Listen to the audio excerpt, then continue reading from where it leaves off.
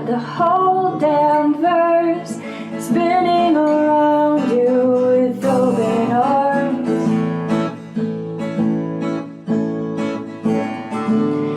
It's a race against time that plunges you deep into the black.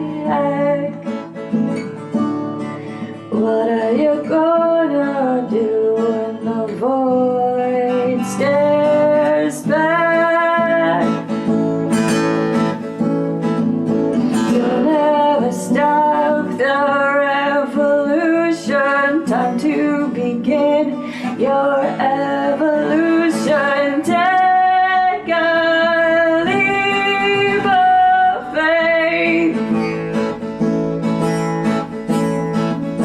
You gotta break the illusion. You gotta make your own solution. Take a leap of faith.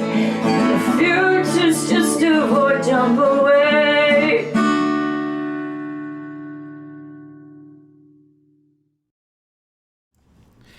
Greetings and welcome once again to Channel Other Doc. I'm Jim, I use he, him pronouns, and this is our Dark Matter campaign, Ghosts of Saltmaw. I am playing Cole Hayden, Human Gunslinger, and we shall, let me just make sure that the audio is working, because that is always the thing what trips me up, and we're good. Let's go around and introduce everyone, find out who they are and who they're playing. We will start, as always, with Anino. Hello! How's it going, everyone? My name is Anino, and I play Rekmara, the Abirad Druid. We both use he, him pronouns. Awesome, awesome. And now over to Cazimi. Hello. Hi, Cazimi here, she, her pronouns. Tonight I'm playing our famous space gnome, Clangswell, Nunu, Fritz, Holds Bottom, Thunderstruck, and having a lot of fun with it. Yay. And now over to May. Hello. Hi everybody, my name's May. I play Lastness Chain Tower, a Star Dwarf Paladin. We both use she, her pronouns. Yes. And what is the name of your co-host that you have with you right now? This is Nora. Awesome. Nora loves the camera. Nora is glorious. And now down to Mem. Hello. Hello, I'm Mem. I will be Narita Galeen, a Nautilid Witch, and we both use she, her pronouns. Awesome, awesome. And now we shall finally turn things over to our illustrious station master, Alyssa. Hello. Hi, everybody. Thanks for joining us. My name is Alyssa. I use she, her pronouns, and I play everybody else. So with most games on this channel, we'll be using the safety tools X card, N card, and O card. If at any point we are dealing with subject matter that crosses the line for any of the players, they can put an X in the Zoom chat, make an X symbol. We stop, rewind, dash a retcon. It never happened. If we're kind of towing that line and it's okay to have the subject in the game, but we don't need a graphic description, that's where the N comes into play. We'll cut to black, put it behind a veil, and move on. And when we're kind of starting to get into intense role play and you want to let everybody know that it's okay to keep piling on the drama, go ahead and type an O into the chat. Another thing you can do if it looks like things are getting intense and you're not sure if everybody's okay, is type an O with a question mark, and then everybody can feel free to respond with X and N or O as needed. So that being said, last week on Ghosts of Saltmaw, the party managed to threaten their way into the Sahuagin fortress on Chiron, where they were greeted by 7 guards in formation with their decorated champion on point. When Lasnus inquired how this particular Sahuagin had become the champion, he replied that he had defeated the previous champion in combat. Upon hearing this, Rekmara attempted to goad the champion into wagering his title in a fight against Lasnus, but the champion dismissed him, suggesting that if Rekmara wanted to fight, he should issue the challenge himself. As the party proceeded through the lower levels of the fortress, the waterlogged levels of the fortress, escorted by the less than helpful champion. Fritz hung back to keep a stealthy eye out for trouble, while Narita seemed to have a moment of deja vu and urged their guide to stop leading the party in circles. He denied it, but picked up the pace, leading the party through a dining hall and into the throne room, where the Sahuagin Baron was losing patience mediating petty disputes between his subjects. The party arrived in time for Narita to overhear the Baron threatening to feed both Sahuagin involved to something called the Maw of Sekolah, which they learned was a mythical creature supposed to be an avatar of the Sahuagin's shark god. Tiring of the dispute, the Baron agreed to hear the party's proposal, dismissing the two complainants. And in hearing the proposal, the high priestess took offense and began arguing with the Baron. The priestess claimed that these strangers had been sent to test the Baron's faith in Sekolah, and that the Baroness would not approve if he were to go against the faith and against the Baroness herself. This seemed to be the droplet that drowned the Baron's patience, and he responded by ordering his champions to take the high priestess into custody, giving the order to evacuate at once. He then led the party to the Temple of Sekolah, where they found 3 priestesses performing an incantation over an altar full of Sahuagin remains, above which swam not the two-headed avatar of the shark god, but a hungry-looking aboleth.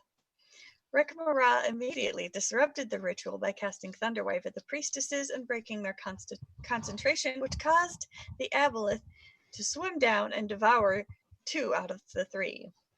Fritz calmed for backup, and Sergeant Watson teleported in with 2 of her fellow Oni pilots to throw down some cover fire while the party grabbed the last remaining priestess, the 2 squirming sacks that were intended for sacrifice, and the crystals meant to power the ritual.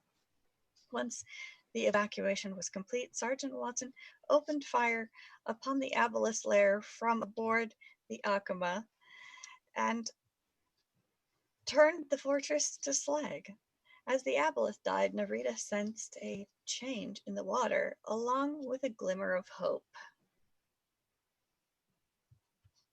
That hope was quickly replaced with confusion when Marty opened the sacks from the temple and released 20 tiny Sahuagin changelings, which looked exactly like baby Nautilid. And that's where we pick up. Oh, yeah. You actually made a post not too long ago demonstrating the noise they were making or something like that, didn't you? Or am I? Yes. Oh, yes. There were some baby lizard folk that hatched out during the evacuation previously. Yes. They sound like little laser guns. Yes. I would like tiny lizard babies making laser gun sounds to follow me around forever. That's awesome. I'm going to try to actually find that. Really? Yeah, there it is. Okay. Yeah.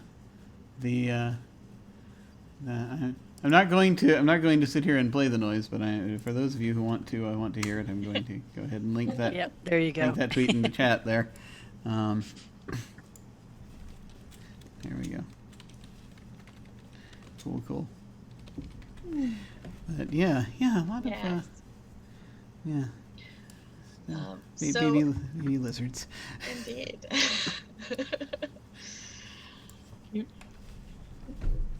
So you have a bunch of baby fish folk on your hands, and there was some discussion about why they looked like Nautilid and where they came from, and now you're free to return to Saltmaw if you so choose. Well, I figure we kind of need to drop off the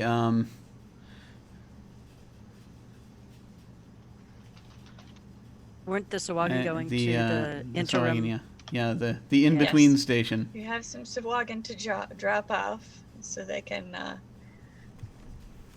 provide themselves alternate means of transportation and employment, and then you can go about your business. Do we need to worry at all about the Baroness? And then the, I forgot her name. Priestess. The priestess. Yeah. Do they High need to be Priestess actually locked Phaedra? up on Saltmaw, or can we just send them on their way? Can they get back? I suppose that's up to you. Currently, the Baron has his champions yeah. kind of keeping an eye on. I feel like that's an internal governmental thing that we don't want to get involved in. Isn't that what we do? Corrupt governments. We're not Americans. Oh, no, wait, sorry. Who has oil? But you don't have a prime directive that prevents you from getting involved. That's either. true. That's fair. If we'd like to avoid the drama, we Yeah. can. We just I was went and wondering. offered our help. They accepted. Should we offer more help? That's a good question. That is. What's paying? And I mean, it's it's. I mean, really, that's gonna come down to what they want to do with their government internally, and not really. I think that one other thing that we want to think about is what, Although we know that this priestesses were going to dispose of these 20 not really Sahuagin, changeling, maybe nautilid babies. We probably want to know what their plans are there, and if not, we may be running the space ghost orphanage for nautilid babies until we can figure out where they need to go. yeah. There's the world ship at Saltmaw, I think, still. Yes. Right? So I we mean- could drop the babies there. Oceanus' world ship. Oh, Oceanus' world. Oh, wouldn't he be a great uncle? He would be the best. These babies would know too much too early. That's fair. But they would always be protected from traps. I think that's the important thing to remember. Yeah. Yes. Okay. Might be the easiest way to keep him out of trouble. Maybe. Perhaps. Or to increase the amount of trouble that he's in. It's hard to know. Okay. So yeah, we do Checking need to with them is a find good out. idea. Yeah, we need to find out like because I mean if they're this is, I understand, a kind of probably a sensitive thing, because on the one hand we kind of want to find out what the Sahuagin want to do with these presumably their children, but at the same time I know we have at least one nautilid who has perhaps a differing opinion on what needs to be done with the children. I don't know. Save the children. Save Yeah. them. So it's Save It's the a children. Save the good- world. exactly Right. save the world. But, We that's get the that on a question. t-shirt. I know, right?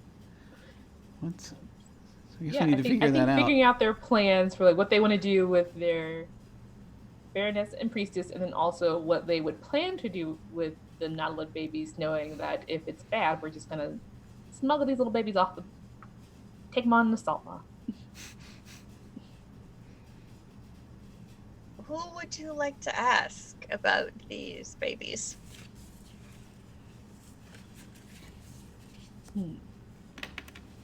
So now that the ritual has been disrupted, Wait a minute. what are their plans for these beautiful, perfect creatures?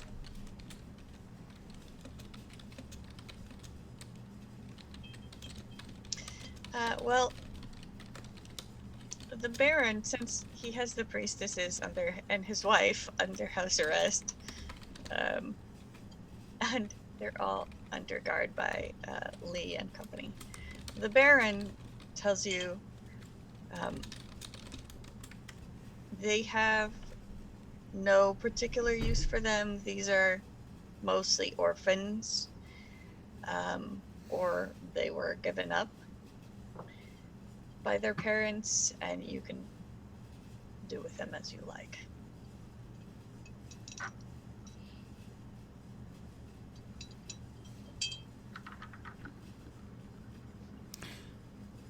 What would they do if we didn't take them? Now I just want to know.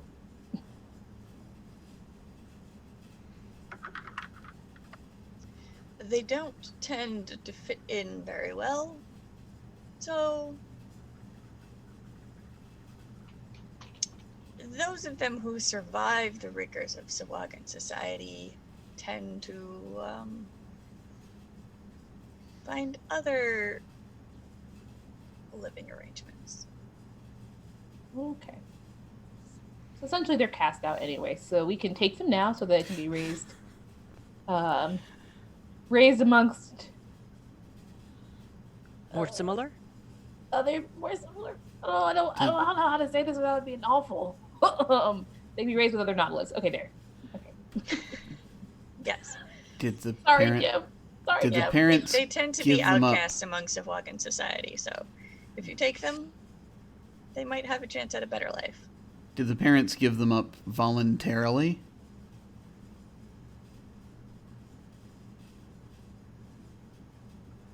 All right. Because if they genuinely don't want them, then I mean, Yeah. you know, I'm sure we can try to find a place for them, I guess. We'll find a place. And then what lies in store for the Baroness and the Priestess?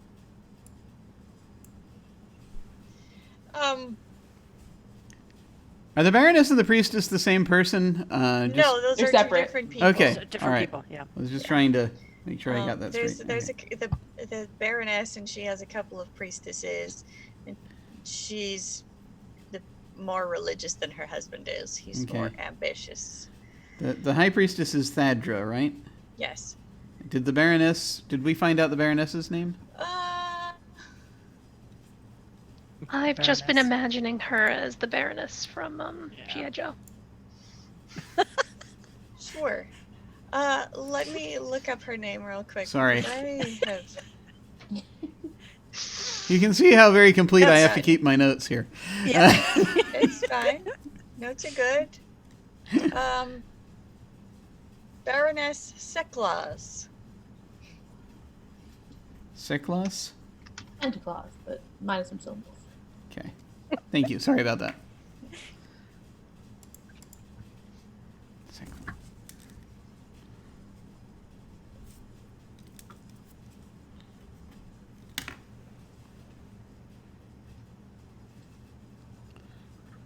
I'm sorry. You may proceed with your questioning, counsel.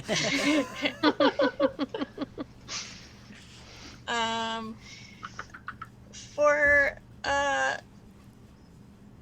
you get the impression that the Baron and Baroness tend to squabble over things like this on a regular basis, and they might need some couples therapy, but they'll probably smooth things over. Either that, or it will continue to be a telenovela worthy drama that you may or may not want to deal with.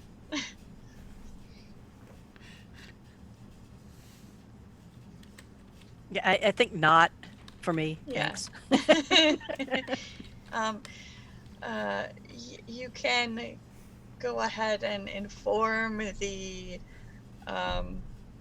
maw keepers at the station where you're dropping them off, and Lasness can probably send word to the Order of the Sepulchre, so that there will be some security ready to greet them, and we can just sort of usher them off stage left. Sepulchre? Yes, the knights, the Sepulchre Knights, are basically the Galactic Police. Oh, okay. Wait a minute. This is a new thing.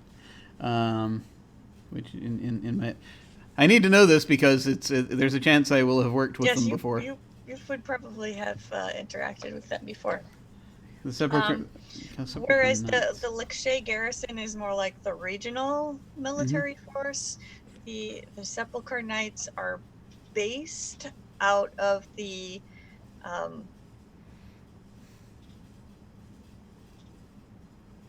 big space station by the Sepulchre star in the center of the galaxy, and that was founded way back during the wars between the Avia Ra and the elves, to stop them from annihilating each other. And they also tend to watch over the Maw stations and just maintain law and order and balance in the universe. Okay. As much as possible, anyway. There's probably not quite as strong of a presence here in this area, given that it's been more of like a backwater spaceport and has been somewhat cut off Okay. until recently. So, Cool. but there's a few, and there is Lasness. One of So- the best spokespersons for the Order of the Sepulchre. Oh, you're in them. You're one of Yes. them. Okay. She See, just I did not signed up. understand this. I did not understand this relationship before. She's sort of a junior Sepulchre scout, you know? Yeah. It's her and like one other person. Special designation. Well, first I started with Space ROTC, and then I moved on, but there was the Space Scouts as well, and I got a triple gold star in that, so. Is that a high or low score? I stuck the landing, so I think everything was okay. I did do it with a sprained squeedly spooch.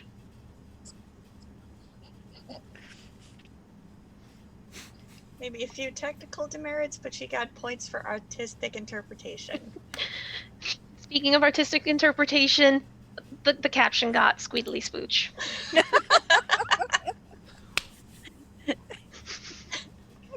How? How is this possible? Because it makes up words all the time. It speaks that language.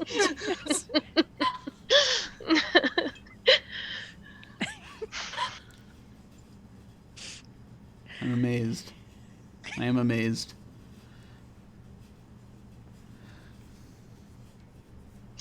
So yes, proper authorities are alerted. The Sahuagin are handed off to be someone else's problem. Now what?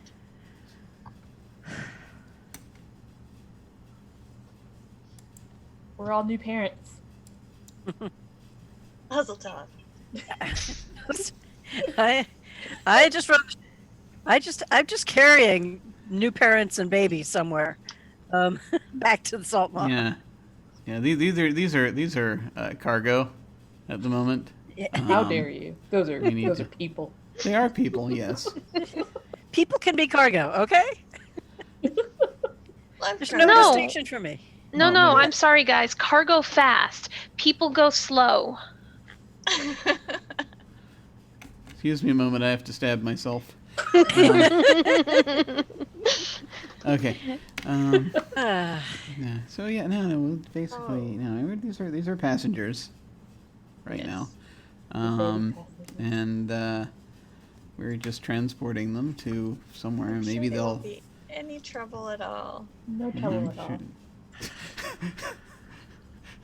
If that Nautilid ship is still parked at Saltmaw Station, we can see if they'll take them, which is good because I wanted to have a little chat with their captain anyway. Yeah, men probably, when we get close enough for radio contact with the Maw, might start putting some feelers out about connecting with her folk, as it were, and setting them up, setting the scene for us arriving with cartloads of baby nautiloids. Mm-hmm. It's like, here you go. Here's your population boom right here. Boom. Great. You weren't struggling before. Here's 20 more. I just had an potentially out of character but potentially in character thought. Mm-hmm. So, station master. Yes.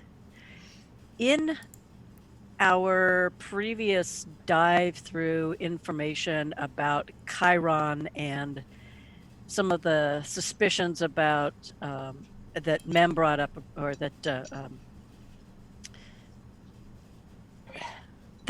yeah, trying to frame this together because I'm trying to even remember if it was Marita or if it was somebody else who mentioned. I think it was actually Oceanus who mentioned that Chiron might have a sea that was like their original sea thing. Yeah. Is there any way that Fritz might have put two and two together and it's like, wait a minute, isn't one of the things that nautilids and aquans need for procreation the correct ocean system? And you've just got a whole bunch of baby nautilids here. Maybe that means there's something to their, the thought that the Chiron's seas are appropriate or could be made appropriate. But I don't know if that's out of character, if that's something that Fritz might have been able to piece together. Maybe because Oceanus did He was talk a lot. babbling. He spilled the beans. He spilled them hard. Yeah, he totally babbled. It might have kind of gone in one ear and out the other at the time, but now that you're thinking back on it, you're like, hey, wait a minute, there might be something there. Yeah, now that there's all these babies, and as soon as Marita said something about baby boom, it's like the light bulb went off. Yeah. Yeah. So Fritz will just download all of that connection back to Marita, and it's like, what do you think? Point A, point B, point C. And then as we were leaving Chiron and everything cleared up, Yeah. the pull Yeah. of the Poseidon solution happened. That might be worth mentioning to the nautilids on the world ship back at the Maw. Maybe. We'll see. I thought. Curiosity items. It's gonna be a gold rush. Get him off my ship. Maybe I should agree to should get established with her 20 new little babies first, and we'll see what happens. Rita's gonna need some space on the Maw to set up kindergarten here. So That's true. All right, you're right. Okay, we'll hand off the responsibilities. yep. Auntie Narita to the rescue. The world's best aunt. She comes in, she hangs out, she goes away. Yeah. That's how you become the favorite. Yeah. Absolutely. How can we miss you if you don't go away?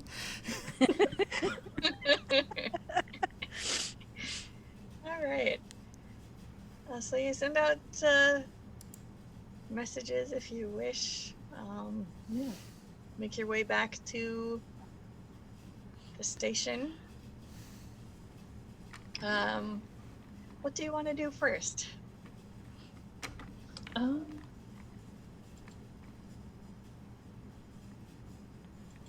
we need to do anything other than go to the Nautilus ship? We can go and take the babies, meet with the captain. Anyone else have anything else they need to do on Saltmaw? Oh, I think Fritz had some semi-unfinished business about tracking down the ownership of this particular ship.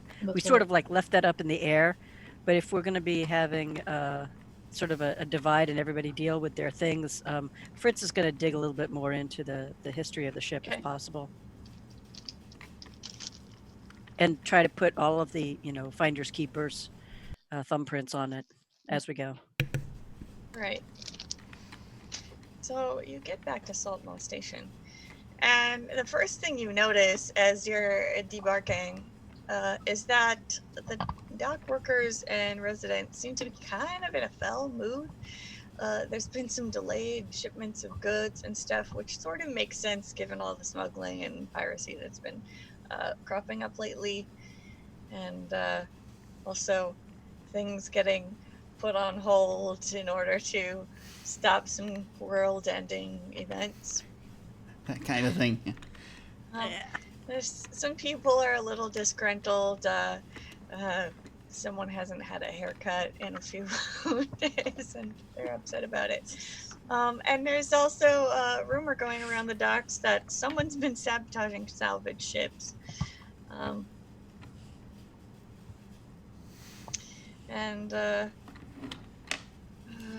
Some people are maybe pointing fingers at the dwarves and the mining guild, but that's all just rumors. Typical. Always blaming the dwarves.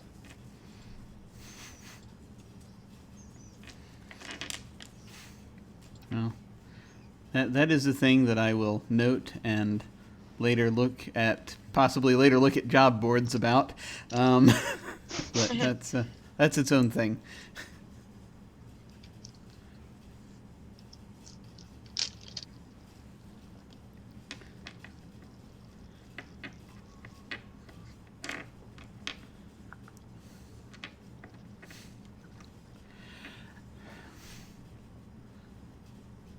I guess, did we have anything other than going and yelling at the?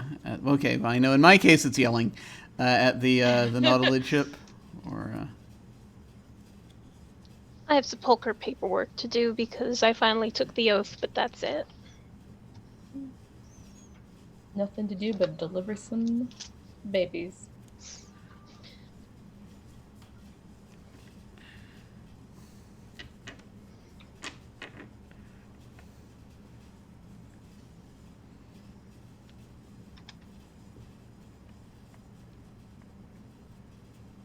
All right. How about Rekmara? Nothing? No. Maybe visit a zoo.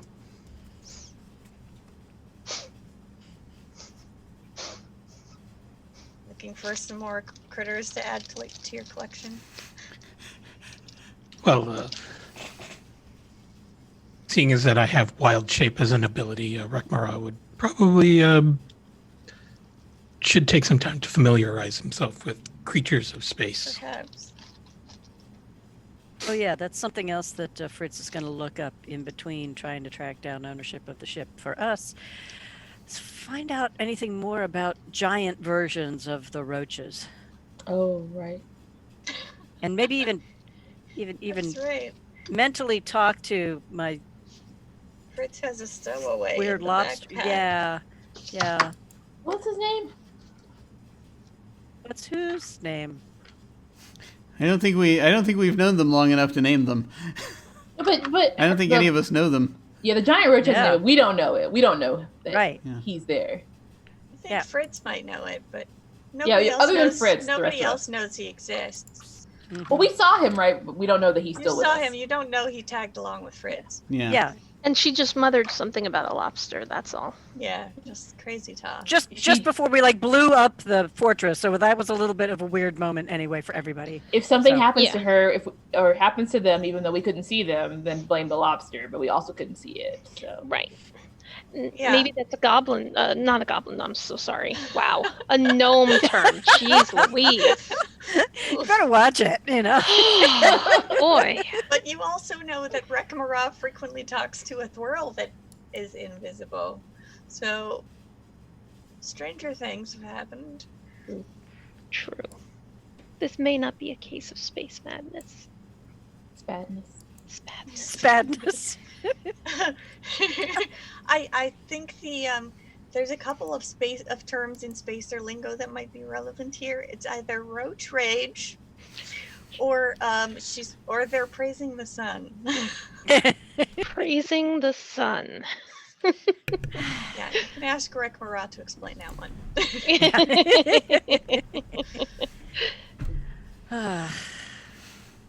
We'll go with none of the above until I find out the answers to what this thing is. It might be neither. It sounds like roach rage. If it's a giant roach. Ah. All right. Well, I say if we're going to split up, then we split up. So those of us who've got world ship business head that way, and then Fritz can handle the staking our claim business. Yep. And anyone else Headed who'd to like the- to accompany them. Yeah, I'm headed to the Maw Keepers. They might have information or animals or who knows what. So.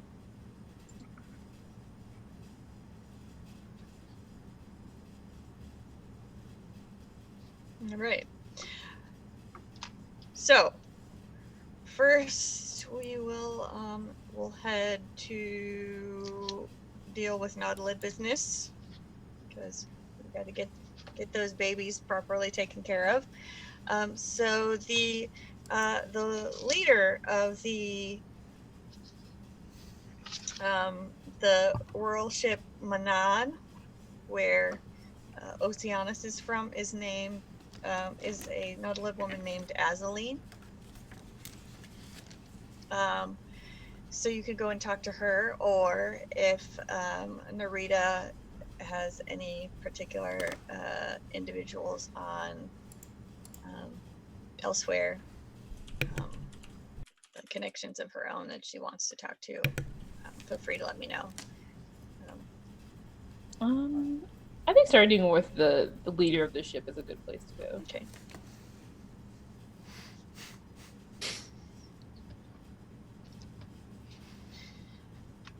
All right. So you request an audience with Azaline from the world ship Manan, and she agrees to meet you on Saltmaw.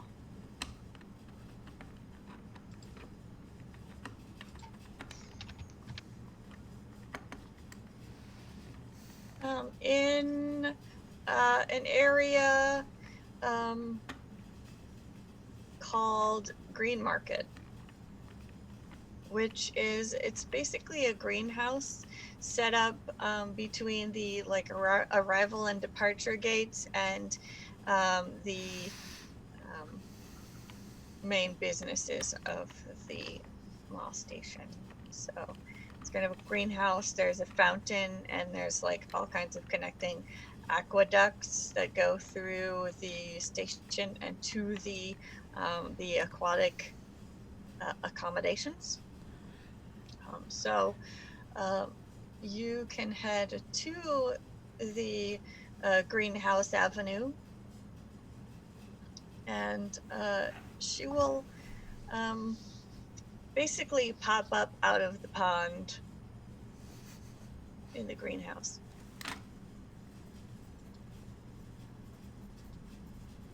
All right.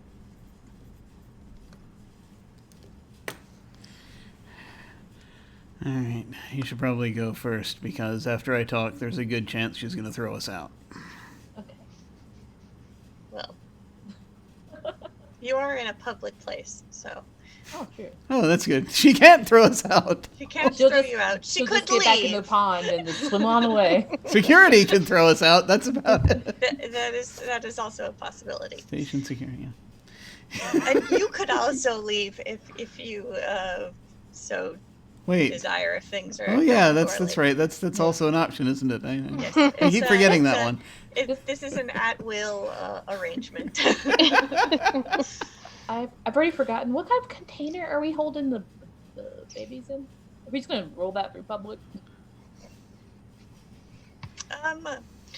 I seem to recall mention of like a furniture dolly for hauling lizard folk egg crates. So you can whatever tub that That's right. the babies are Dolly them out. the Nautilid babies are in can be on the furniture dolly, and you can haul that around with you. Perfect. That's A fine. little portable terrarium. It's probably already weird to see one Nautilid. What's a Nautilid with a dolly for little Nautilids? It's fine. I mean, you probably see that all the time. You know, it's them It's out walking not their them. people out walking their children. Oh. Yeah. It's like a perambulator, basically. Not that just weird. with seats 20. It needs to be a hover dolly. I agree. Well, obviously. Right. I mean, that's the standard Disney Plus set. Space prams hover. That's what we believe now.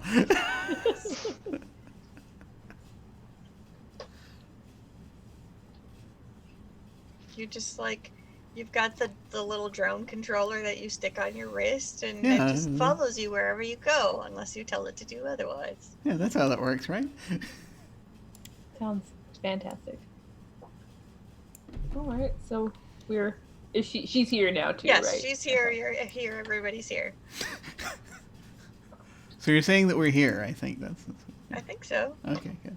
It's up to you. You could like hang back and kind of like get a read on her if you want. Yeah, I kind of want to You're do that. Sort of sending Narita in first. Yeah, I Alright. kind of want to sort of gauge her as she's talking and answering Narita's questions Okay. because kind of want to see what type of person this is. All right. All right. So, Narita you just kind of must- walks up. You must be Okay. Narita. Hmm? You must be Narita. Yes. Ah, And you must be Adeline. I am. Thank you for the audience. You're welcome. Thank you for rescuing young Oceanus. Such a Yeah. handful, that boy. Yeah. That child. I can really see that. We'll have a little bit of a more in-depth discussion on that in a bit. Cole's but trying very hard not to say anything when she mentions Oceanus. we're gonna skip that part. Yes. Move on to my first order of business, which is we have found some orphaned nautilid hatchlings. Oh, We actually found them on Chiron. on Chiron. That's Yes. that's interesting. Why is that? Well, we were attempting to make contact with what we thought was a lost world ship, but we were unable to scan the planet due to some sort of psionic interference. That makes sense. And then we ended up having to launch a search for a missing person, which you solved for us. Again, thank you. So we've been rather had our hands full. Did Oceanus go missing on Chiron? No. Oceanus went missing after we tracked a vessel leaving Chiron.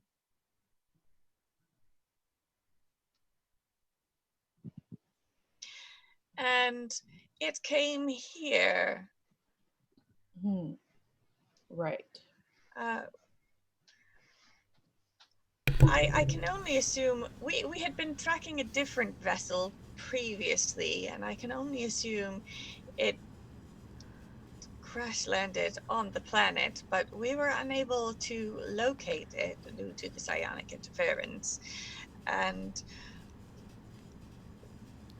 while we were attempting to scan the planet, we noticed a vessel leaving orbit and coming to Saltmaw Station. And since we were headed this way to resupply anyway, we were making plans to perhaps inquire about the business on Chiron when Oceanus became perhaps a bit overzealous and went missing. Did you not send him to check out that ship? Nuri just kind of looks at Cole like.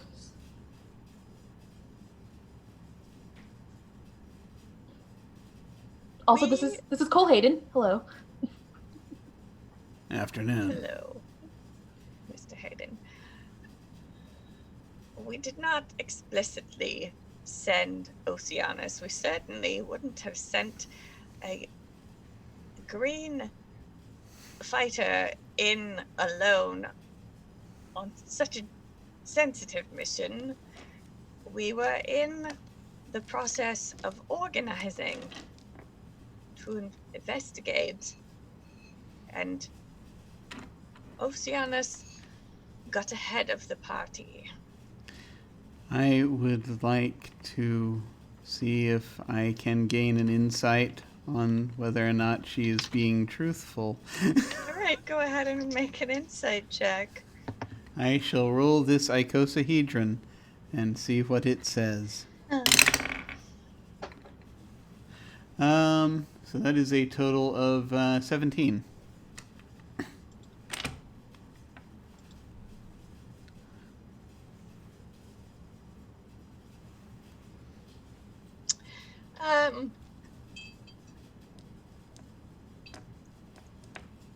She seems a bit embarrassed, but genuine. She did not intend to send Oceanus to their demise. Oceanus may have volunteered to join the party and indeed gotten ahead of things, or perhaps someone suggested something and Oceanus took them literally. Ah. You're like, we're gonna go check it out, and he's like, yeah, we're gonna go check it out. And they're like, why you go check There it was out? a bit And of he's an like, yeah. incident. Would not be surprising. No, not at all. And you do get the feeling she's not lying, but she's also attempting to save face a bit. Yeah. Okay. Politics. Hmm. Yeah, she's not one of those people that you would generally get along with. No. I fall silent again for a bit. So this missing world ship, how long have you been aware of it, and do you know where it came from? Only very recently, as I said, we were headed in this direction, and well, it was perhaps about a year ago that we first became aware of it, and it was popping up on our radar periodically from time to time, and it's had a very old signature. You understand, each of the ships has a designation and identifier, and it was a very old one, and that was thought to have been lost many years ago, and recently popped up on the radar again recently. So we were attempting to make contact, and it disappeared again, and Chiron was our best guess for the location to which it was headed, and we were attempting to see if we could locate it and perhaps launch a rescue mission, or find out if they had found a place to settle. But of course, our scans were thwarted, and then there were other issues. Well, you'll be happy to know that that world ship had slogan on it. Oh, really? Yes. And those slogan then gave birth to these nautilins. Ah, Yeah. how unusual. Can I roll an insight check to see if she's actually surprised by this, or is she just kind of saying things? Go ahead. That is going to be an unnatural 20. All right. She may be mildly surprised, but not extremely surprised. But she is telling the truth when she says it is unusual. Mm-hmm. So, unusual, but not impossible. This. Oh. It is possible in rare circumstances when Sahuagin and Nautilid populations are living in close proximity for the Sahuagin to have offspring that resemble the other race. They're compatible. Indeed. So there must have been Nautilid amongst their population, or Nautilid on Chiron still. Perhaps. Or perhaps it is merely a throwback to a common ancestry, as some scholars have suggested. Okay. Since we were not necessarily working closely with this ship.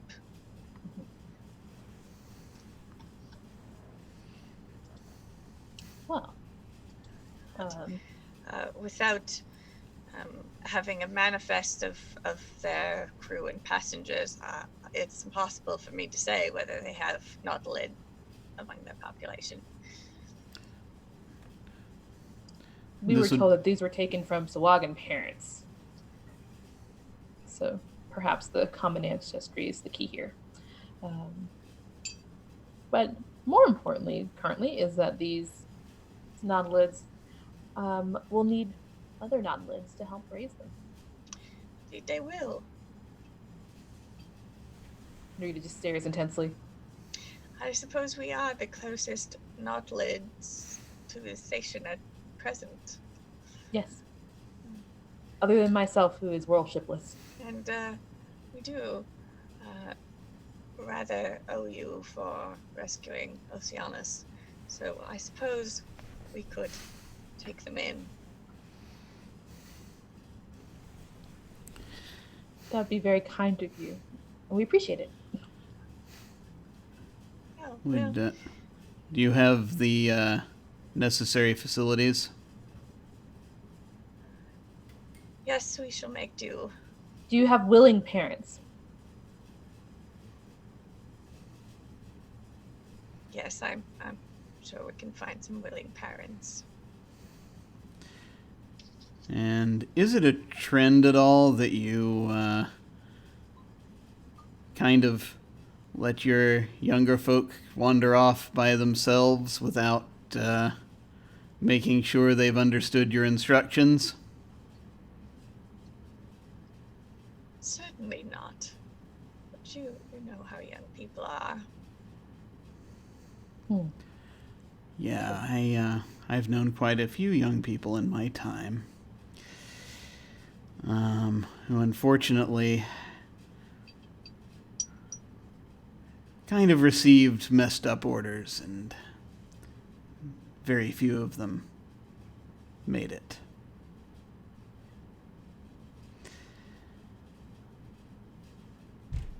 Now,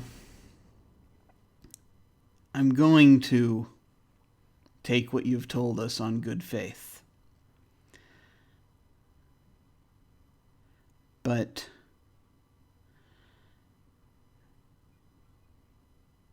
you, I'm sure, don't need to be told that whether it's a deliberate endangerment or whether it's accidental, that any time you have these kinds of undertakings, that they're going to have consequences. I'm sure I don't need to tell you, to remind you of that. Yes, Mr. Cole, I understand you perfectly. If I hear any sign, if I see any sign or hear anything that suggests that any of the children under your care, these, Oceanus, any others, should be similarly neglected, I'm going to see to it that necessary actions are taken. I trust you understand my position. Of course. I should expect nothing less. All right, then. As for Chiron, there are a few things that we should probably tell you about it. Since, well, there are going to be, if you're planning to head there, you're going to run into a lot of problems. So we've heard. The station has been a buzz. Well, among the other things we found down there, did they tell you about the aboleth? I know, I don't believe word had gotten back about that yet. Well, that's likely the source. Well, that might be. And actually, I don't know how much Cole knows about monsters. Probably not that much. But Would you like to roll a history check to see how much Cole knows about monsters? I'd like to roll a history check to see how much Cole knows about monsters. Go for it. Cole knows 16 worth about monsters. Oh. Good bit worth about monsters. Okay, what does Cole think he knows about monsters? Cole is trying to remember if an aboleth can cause psychic distortions on a planetary scale. If it's a very powerful aboleth. Okay. Or a very large group of. A large group of them, yeah. So we encountered one briefly down there, and I don't know how many there are, but if they're enough to cause, if they happen to be enough to cause the psychic distortions that you encountered, then that's a thing to worry about. Then, of course, there are the brainworms. Mm-hmm. Such a pity. Yeah. Such a tempting planet. Yeah, but it's not worth it. It's that's a war of attrition at best. Narita switches over to Aquin. But sorry. Curses! But there's something about the water that may long term make it. Yes. We were all quite aware of the change in the atmosphere around that planet. As we were leaving, it seemed to improve. Yes. I suppose I shall have to keep tighter rein on my enthusiastic youngsters. Indeed. I don't understand what they're saying, but I was wondering if I might attempt to make insight as to the whether or not Captain Azaleen is made happier suddenly by whatever it is that Narita has just said, or otherwise. Okay. How basically how she reacts.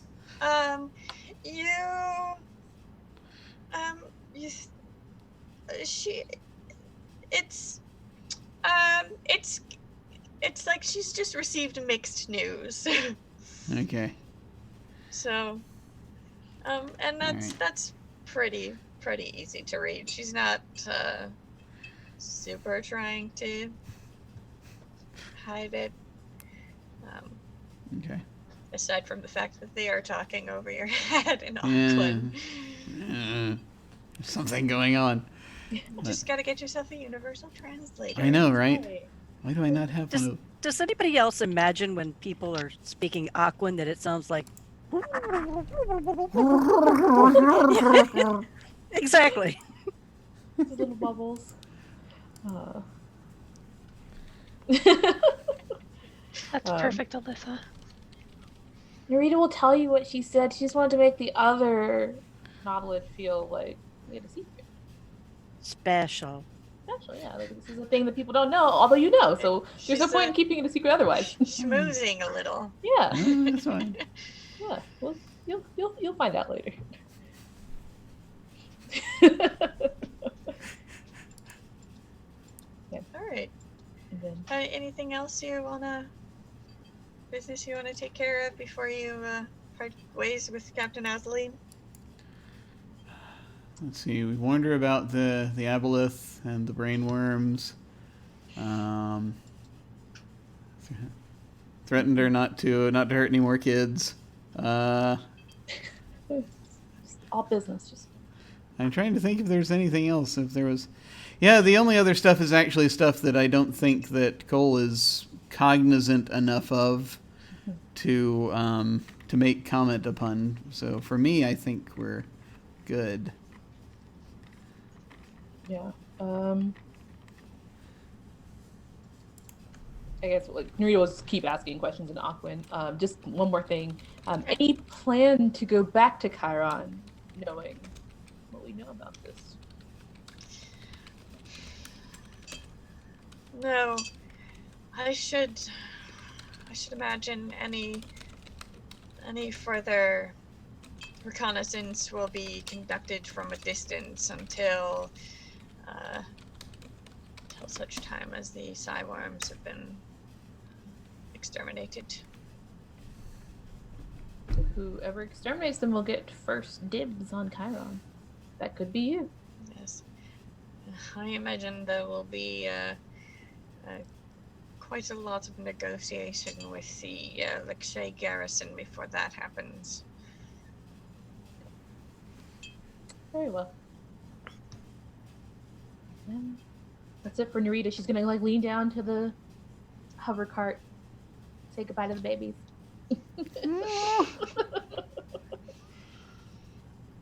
Auntie Narita's gonna come back for you eventually. We'll check in. Alright. Uncle Cole will hurt anyone who hurts you. Don't worry. What are you telling them? No.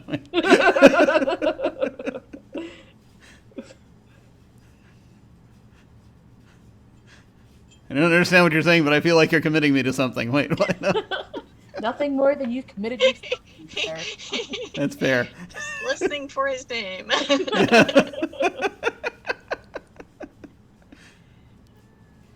just sort of reach down, do this thing. One of them. Right. Are we ready to take our break before we Oh, head on yeah. to the next order of business, or should we keep going for a bit? Either way is fine. Take a break now. Okay. All right. Let me see if I did this thing properly that I totally was going to do minutes ago, and yet did not. Let me take care of that real quick. Just want to make sure the appropriate file is in there. There it is. Okay, we're going to be taking our break real quick. We will be back in a few minutes. Thank you all very much for watching. We will see you shortly. Greetings, friends. This is more Abject Break Time Confabulation. I am very excited once again because we have Summer here with us once more to talk about some of the stuff that is coming up on Off the Table, if you've not seen it. Or maybe it's running now already. I don't know exactly when we're going to air this, but it's things you should check out and should at least always be immortalized in VOD form, if nothing else. Hi, Summer. What's up? Hi. We have so many new shows that are about to happen. As of recording this, we have about a week before these new shows start up, and I'm so excited. We have a bunch of new systems coming to the channel, ones that we've never seen before here, which, wow, we keep on doing it, don't we? Obviously, we have our 2 long-term campaigns that are still running. We have Tales from Thersha, which is D&D 5e that I run bi-weekly on Fridays, and we have Alas for the Awful Seat, which has been going on. I think we're getting into our nearly our 20s for episodes. And that's every Tuesday. That's always a great game if you want to jump in. It's easy to catch up because it's very chapter kind of oriented, where we do one island at a time. But if you want to look for new shows that are just getting up off the ground, we have 4 new shows coming to the channel. Bi-weekly Wednesdays, we have Godsend, which is run by Little Cup of Joe, Jess, if you're interested in checking her out. And basically, Godsend is a buck wild time. It's a diceless game, very narrative driven, where you play a god and an avatar. You play one god and then you play another character's avatar, and basically you just wreak havoc on Earth. You're there to do their bidding, or maybe do your own bidding, and maybe get revenge on people, and maybe unleash curses on the Earth. Who knows what you're there to do? Death is pretty common in the game, and then you come back as a new avatar, and it's just going to be a buck wild time. If you're interested in seeing that game, we haven't fully decided our setting yet, but we're all kind of leaning towards futuristic urban fantasy where gods are dead. Nobody needs gods anymore, but here are the avatars that are just like, oh, you thought you can get rid of us kind of deal. So that's going to be a lot of fun. Bi-weekly awesome. Thursdays. Yeah. I'm just going to keep on. You feel free. I'm just going to keep on going. Can't stop me, Jim. Okay. Bi-weekly Thursdays, we have Good Society, which we did do a one-shot on the channel a while back if you want to check that out. JL__ Nice Girl is running that. Lauren, if you are interested in checking her out. She's facilitating it, and we are playing the Sense, Sensibility, and Swordsmanship expansion, where you play a normal person, but you also have a secret identity where you go after people and maybe have to kill the person you're in love with. I don't really know, but it's going to be a lot of fun. If you love Regency era, really loosely, because none of us know actually what was going on then, and we're not going to take the time to learn. But if you love Jane Austen, those kinds of movies and books, please come check out that show. It's going to be incredibly dramatic. I honestly can't wait. Our one shot, me and Dingo, it was just Katie's internet dropped out, but me and Dingo were playing, and we were just casually crying at the end of 3 hours. Oh my god, it's such a good game. If you haven't checked out Good Society, another diceless game, super fun.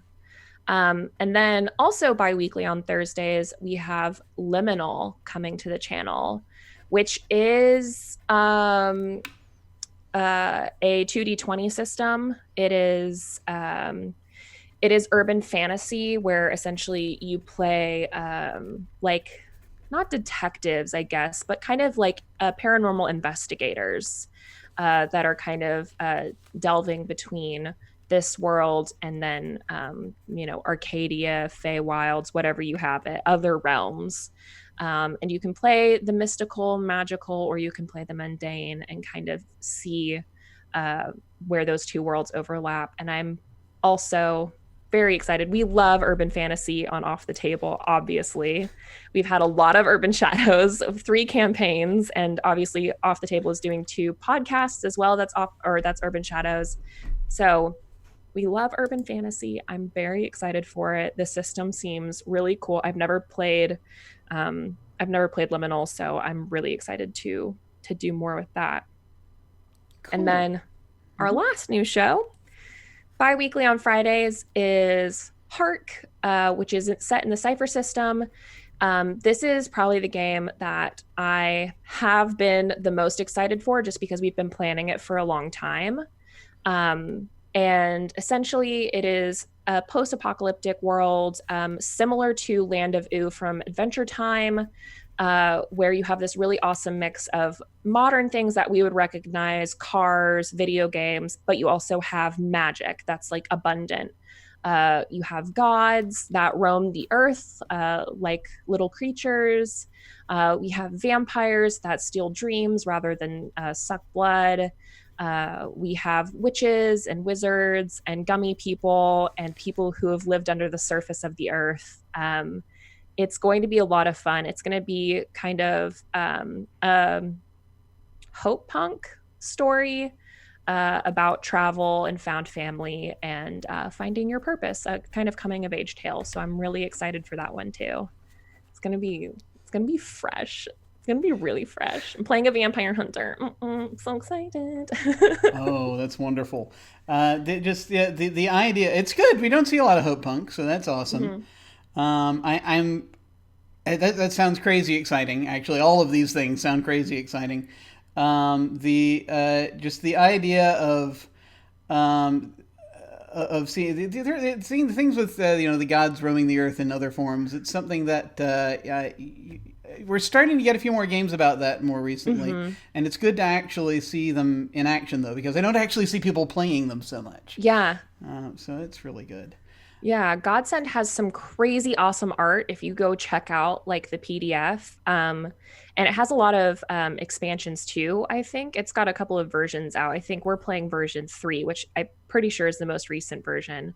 But the playbooks, if you will, are so cool because I mean, you literally have unbridled power. Like your purpose is to go and just big things happen wherever you are because you are the avatar of a god.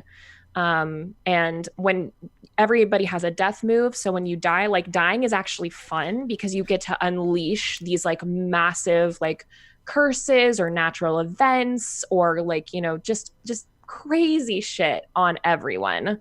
And I am really really excited to kind of play these like world altering people without really worrying about the consequences, right? Because if you Absolutely. die, you do have to deal with them if you play you roll up a new character and you're like, but you can worry about that later. You don't need to worry about that right now. Just like go for it. It's going to be really, really, really fun. Awesome, and also just great to see more diceless games out there too. It's I've been clinging on to just Amber Diceless for so long, and now finally more of them are coming out, and it's wonderful. Yeah. Well, folks, thank you very much for checking this out. If folks want to find you and your stuff online, where should they go? Yeah, if you're interested in seeing what I'm up to, you can follow me at Just a Summer Job. But if you're interested in seeing Off the Table and all of our games, you're more likely to find our information at off_the_table on Twitter and Twitch. That's where we tweet about everything that we've got going on. If you're interested in playing games with us too, that's where we release signups and applications to be a GM on the channel. So giving us a follow will make sure that you stay up to date with everything coming up. Awesome. Well, I am going to now toss things back to me, probably. See you folks later.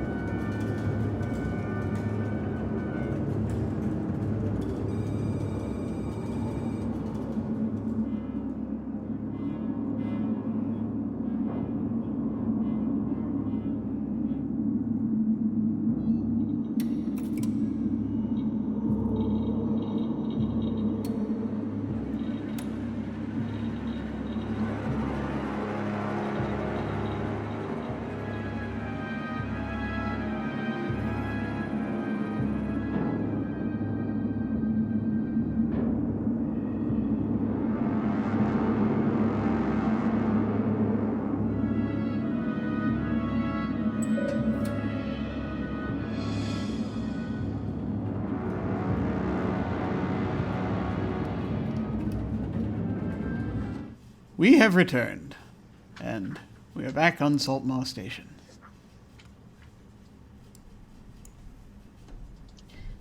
So, Cole and Narita leave the baby Nautilid with Captain Azaleen of the world ship Manad as a gesture of good faith, and go about their business. So I believe Fritz had something they wanted to do, some research, and Rekmara wanted to see about studying some space creatures.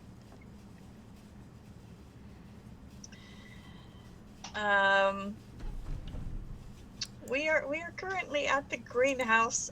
There may be some creatures on Greenhouse Avenue.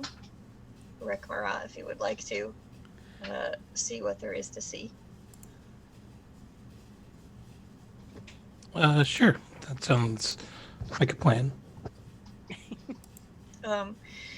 You will notice some of the lizard folk recently arrived from Chiron have brought one or two of their pets with them. There is a familiar figure, the large, broad-shouldered lizard folk fighter, affectionately known as Thick Boy, has a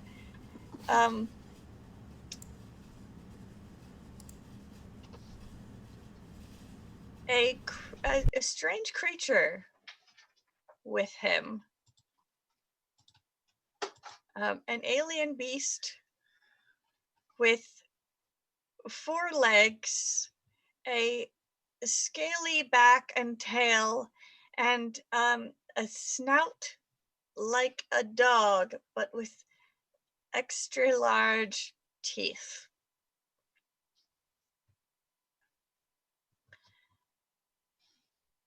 This You're on mute. creature is known as a crocodog.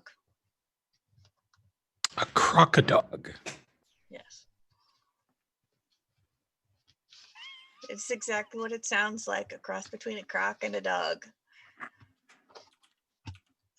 About how large is it? Small. You know, kind of like so it's kind of like a medium-sized dog. So like 40 pounds or so?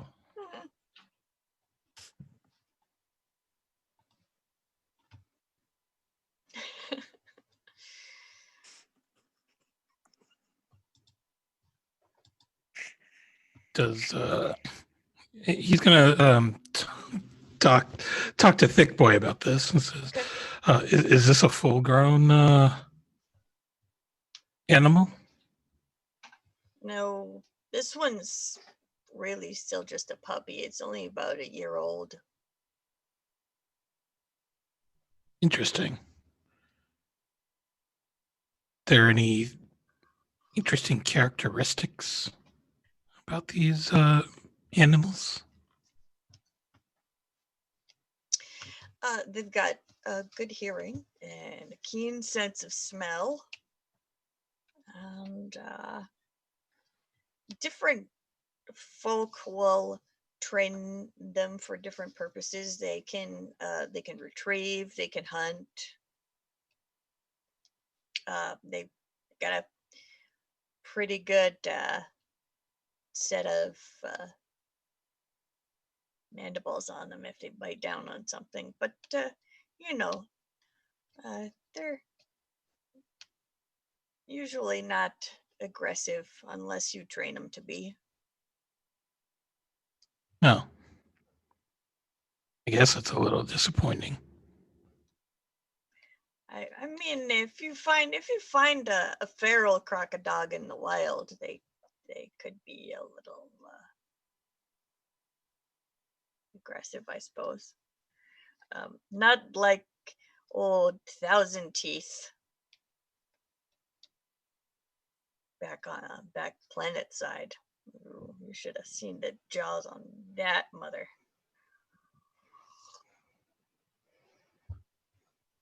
Interesting. Just out of curiosity, Rekmara is going to attempt to use wild shape and try to turn into a crocodile. Well, they are a beast of CR 1/2. So you should be able to. All right. Well, he's just going to do it for shits and giggles.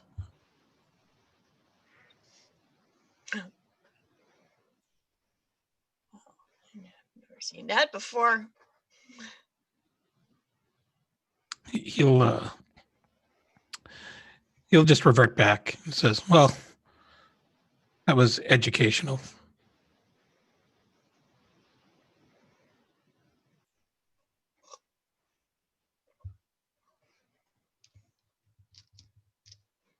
Is there anything else around here that catches Rekmara's eyes?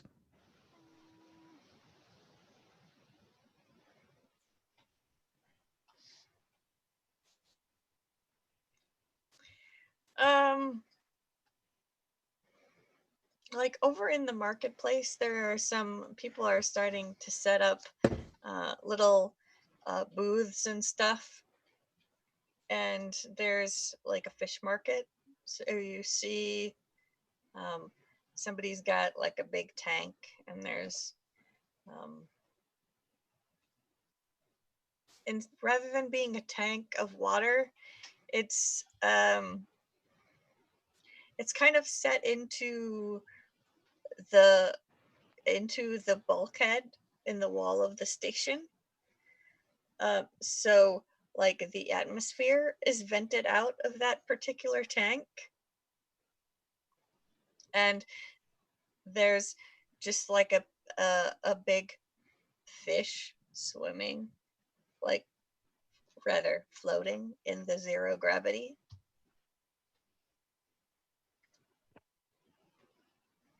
Oh. I suppose Rekmara will investigate that as well.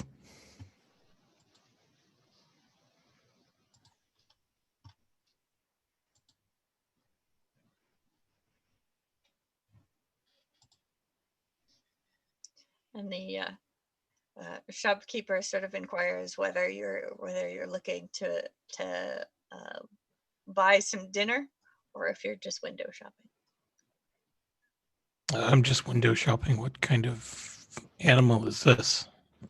That's a space tuna. Oh. Rekmara looks a little downcast because he doesn't really see how a space tuna would be useful for transformation. Can they fly in space? I'm not there. I'm Maybe sorry. not. So maybe not in the station.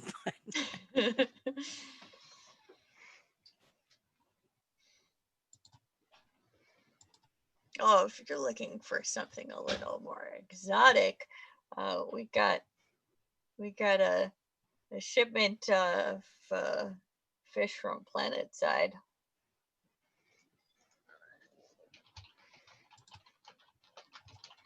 Really? Well, I'd like to see that. All right. So he shows you an actual tank with water in it this time. And I'm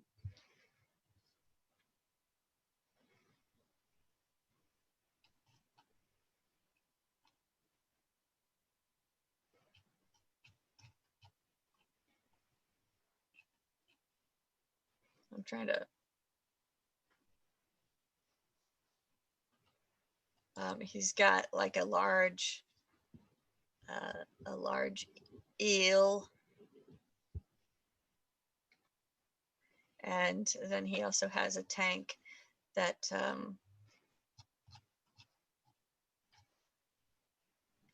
have I'm trying to look up the name, but basically the D&D equivalent of piranha. Oh. Is there just one, or is there a pack of them in there? There's a kind of a small school.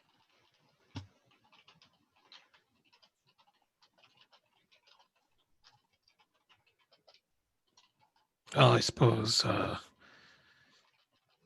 he looks at it and he just says, "Oh, this isn't terribly impressive, but Is there something particular you're looking for? no, I'm just looking for useful animal forms to apply my skill against if I shouldn't need to change into something a little bit more feral. But suppose I will just have to go out into the field." That's usually the best way to study these things. If you're the adventuring type.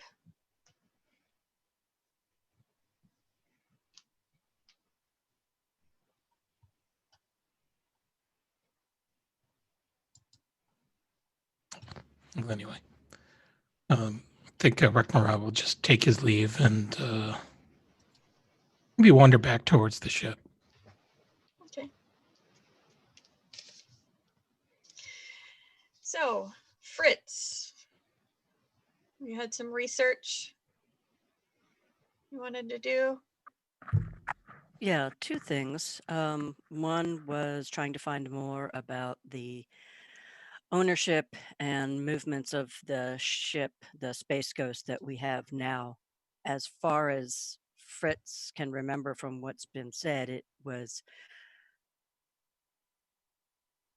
had been working with goods smuggled and had something to do with Chiron, but I'm not 100% sure that Yeah. this was the ship that was actually at Chiron or not. So trying to determine that, and then also just other like sightings of where this particular ship had been, and then anything about ownership specifically to see if we can claim it. Okay. It was registered as a merchant vessel. It's a little on the small side compared to most merchant vessels. So if it's actually more of a personal type vehicle, it seems to, with a cursory investigation, seems to have been registered under some sort of company that's owned by another company that's owned by another company. So there's going to be some digging to do before you figure out who actually owns the thing. We'll start going down those lines, and probably some of this is, you put your inquiry in and you'll get an email in a day or whatever about trying to track some of that stuff down. Yep. The one thought that comes to mind is to try to see if any of these intermediary organizations are ones that we could potentially, quote unquote, purchase ourselves to sort of like break that chain. If not, trying to track it back to who actually holds ownership. Okay. The sort of shady side of the trade industry in Saltmaw usually points to the owner of the bar.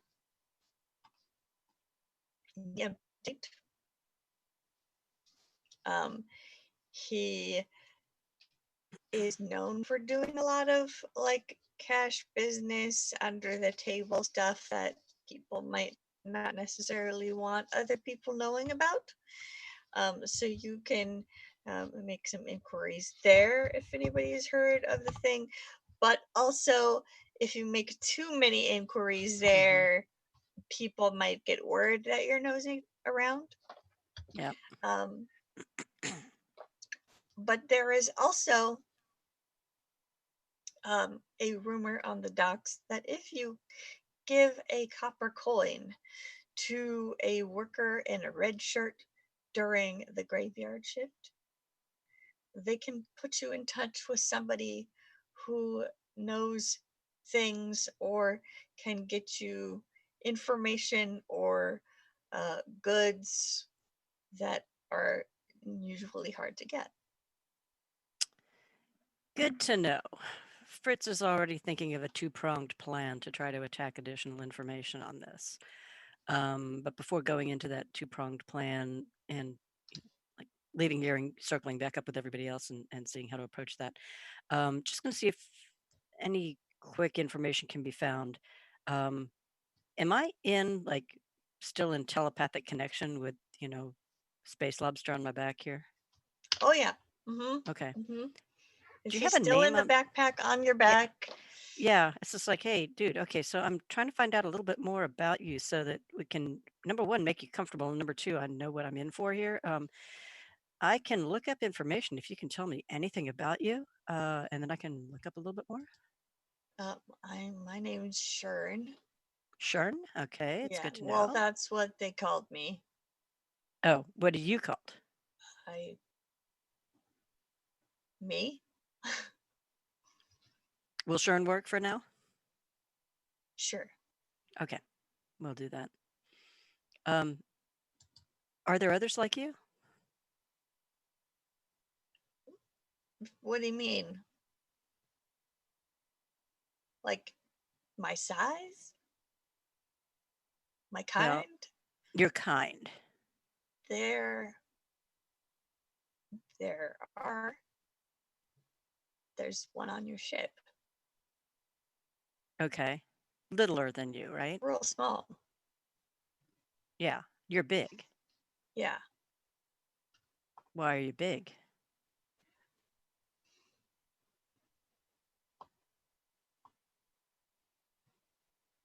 Put me in the big tank. We just get bigger if you give more space. Yeah. I guess. That works. Got a lot of food. Cool. Fought big lobsters. Bigger than you? Sometimes. Very interesting. So basically some space, like space to hang out in, and some food would be good, right? Yeah. People try to get, a pair of us together to make more. Yeah. But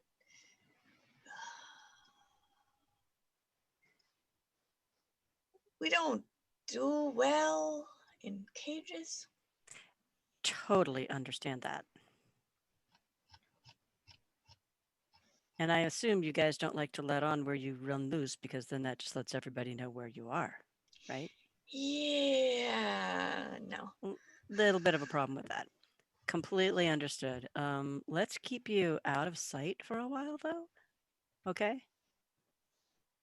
And then we'll see about... for the best. Yeah. Probably be able to rig something up on the ship, give you a little bit of space to stretch out.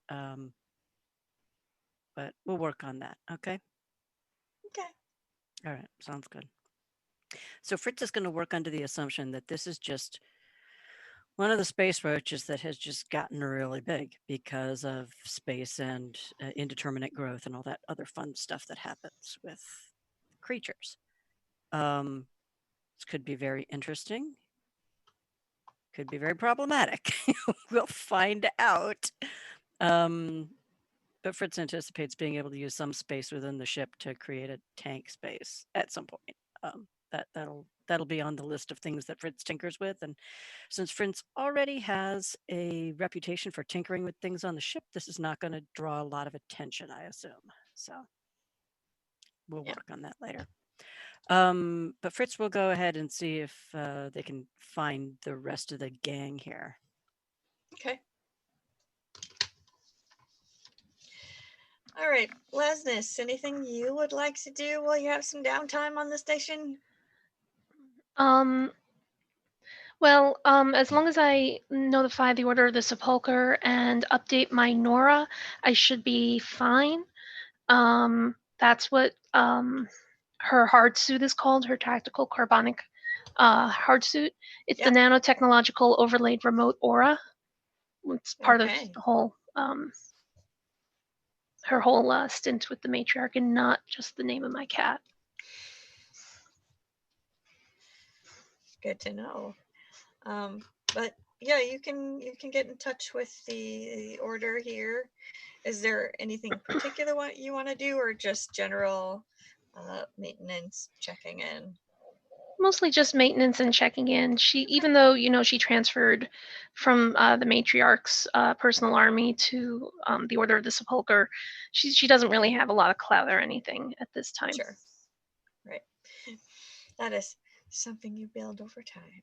Yes. Hopefully with more fighting and more saving of the verse. Yes. You gather you're off to a pretty good start already. Yeah, but one of my biggest problems is I haven't figured out my pose yet. This one's been taken. Oh no. I have to workshop that.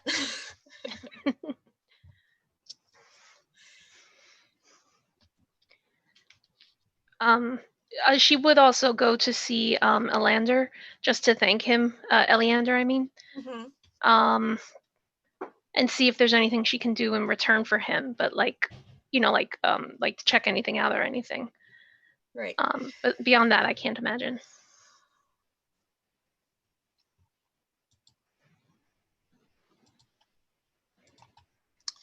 Let me go see if Eleander has anything going on.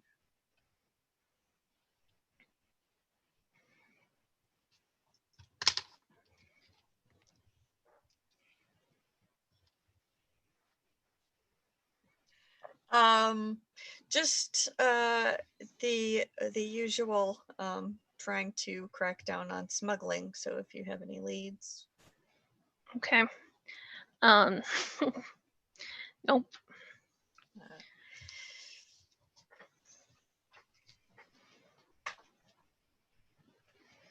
So once that business is done, she'd probably go back to the ship as well. She's pretty interested in seeing how this ship is built. Not as much as Fritz, but quite a bit. Okay.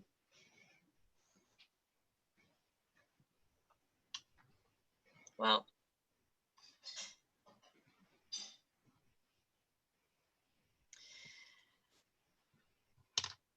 all right. So everybody heads back to the ship.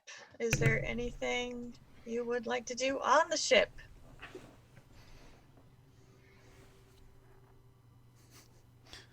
Once we're back at the ship, I'd like to circle up with the folks who are there and say, and unfortunately, Alyssa, you cut out just at the moment that you were naming the bar with the rumor mills. Ah, yes. Let me scroll through my list.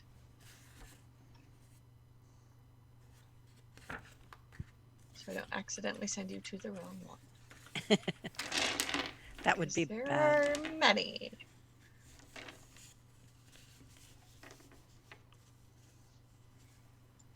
It is the Empty Night. Empty night. N or KN?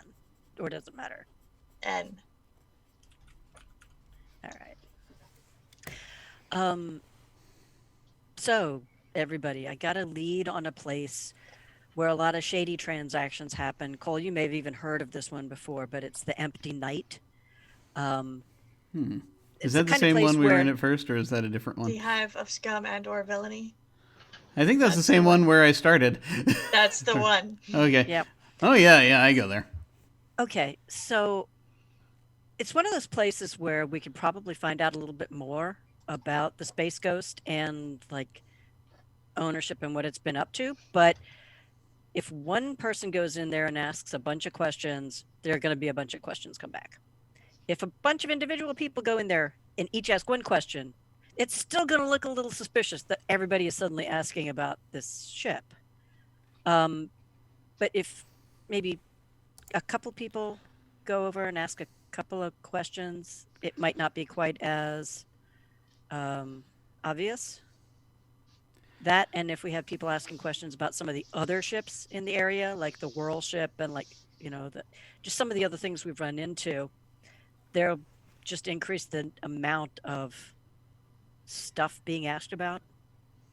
And maybe the Space Ghost won't stand out quite as much in as many conversations as might happen over the course of a couple days. Oh, I mean, actually, I know. I think I know a couple people we can send some inquiries to down there. That might be able to sort of try to find out a little bit more. That would be great. And actually, Cole, if you could kind of take on that line, I've got another line of inquiry that I want to check up on myself. But kind of requires a little sneakier way to. Let's just say I'd like to take care of this one myself, and that way, if anything happens, it won't come back on anybody else. Are you planning to do something that will get yourself hurt or killed? No. All right. You know I'm all about not getting hurt, like staying out of the way of being hurt. I mean, it's just, important that, the whole not dying thing is always a good idea. Not dying is always a very good idea. Not exposing everybody to immense amounts of potential ridicule and or targeting for other kinds of activities is also a really good idea. So if we're going to have one person be a target, might as well make it the smallest member of the party. Not physical damage. I'm just trying to spread around the risk a little bit.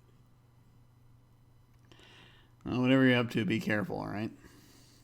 No, I'm totally not going to be careful. I'm just going to wander in there blithely and tell them exactly what I'm up to.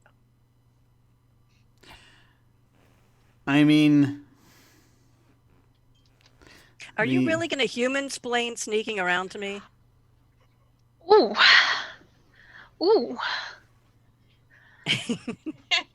And what's so bad about the lastness plan? What the? I was like, Lastus, is that you?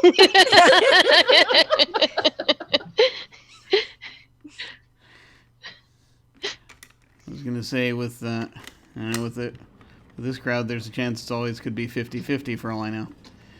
But no, you clearly, if you know what you're doing, you know what you're doing. I'm not gonna sit here trying to tell you your business, but I'm just saying I'd prefer it if you not get hurt. That's all I'm saying. And I prefer it if you not get hurt too. So be careful when you're talking to those folks down at that bar, okay?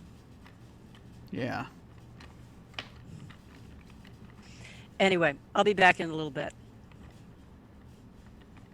And Fritz sort of checks the time and checks to see if they've got a copper in their pocket and couple of other things, and Okay. Fritz is going to see about this sort of one-off potential lead, not expecting much, but at the same time prepared to cut off that line of inquiry quickly if necessary. Okay.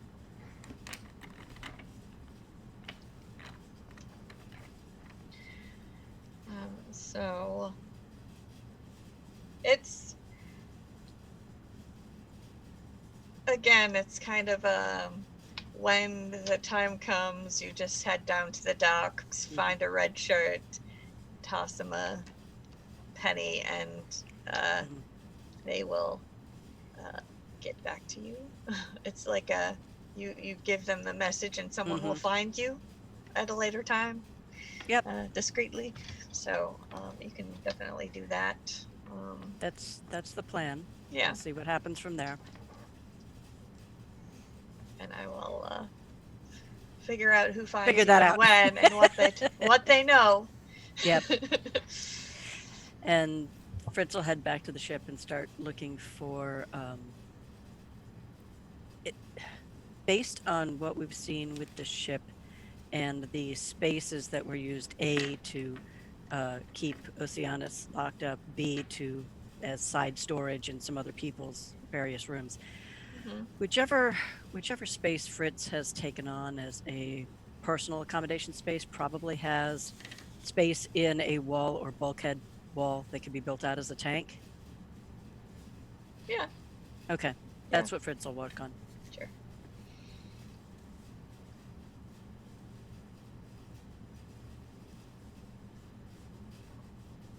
All right, Cole. Hi. So I looked back finally at my class feature that involves this, and it's not specific. The Watcher's Eye. Your experience in enforcing the law and dealing with lawbreakers gives you a feel for local laws and criminals. You can easily find the local outpost of the Watch or a similar organization, and just as easily pick out the dens of criminal activity in a community. Although you'd be more likely to be welcome in the former rather than the latter. I'm wondering if I know anybody. You know that can get information. I think.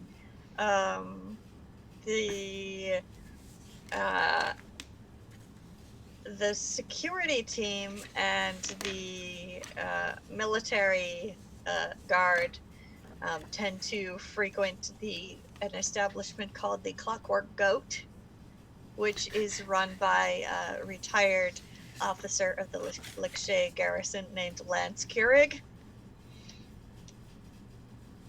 The Clockwork Goat.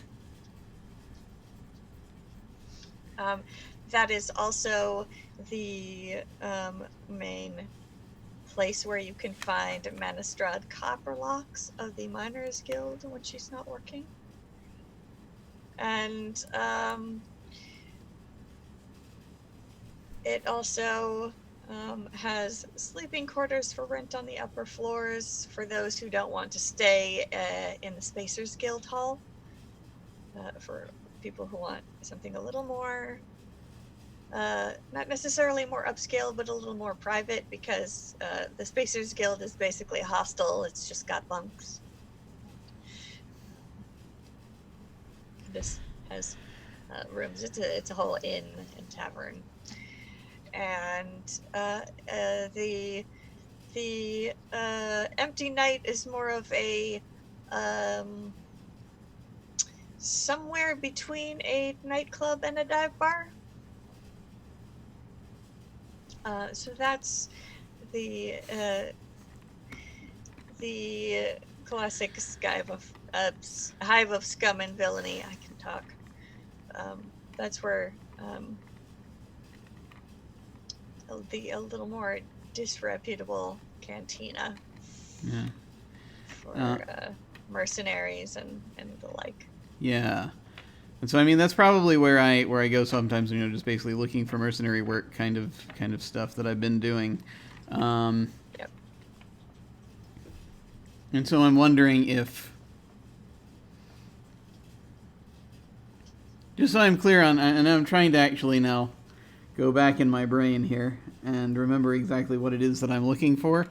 I know it's something about smuggling. Is it the stuff that the station is worried about, or is this something specific to our ship? The station is worried about smuggling. You're also trying to figure out, I believe there was talk of trying to figure out who actually owned the Space Ghost. Right. Or who may have, who on the space station the former crew of the Space Ghost may have had contact and connections with. Like who is behind this ring, because most of the crew was hired thugs, except for like Sanbalay and the Captain Hookhand, whose name we never bothered to learn. Yeah. All right, so I can start asking around a little bit about that. Also, it occurs to me I still have their copy of Grog Hovels, which I'm trying to remember if that was one of the books they actually dog-eared or made notes in.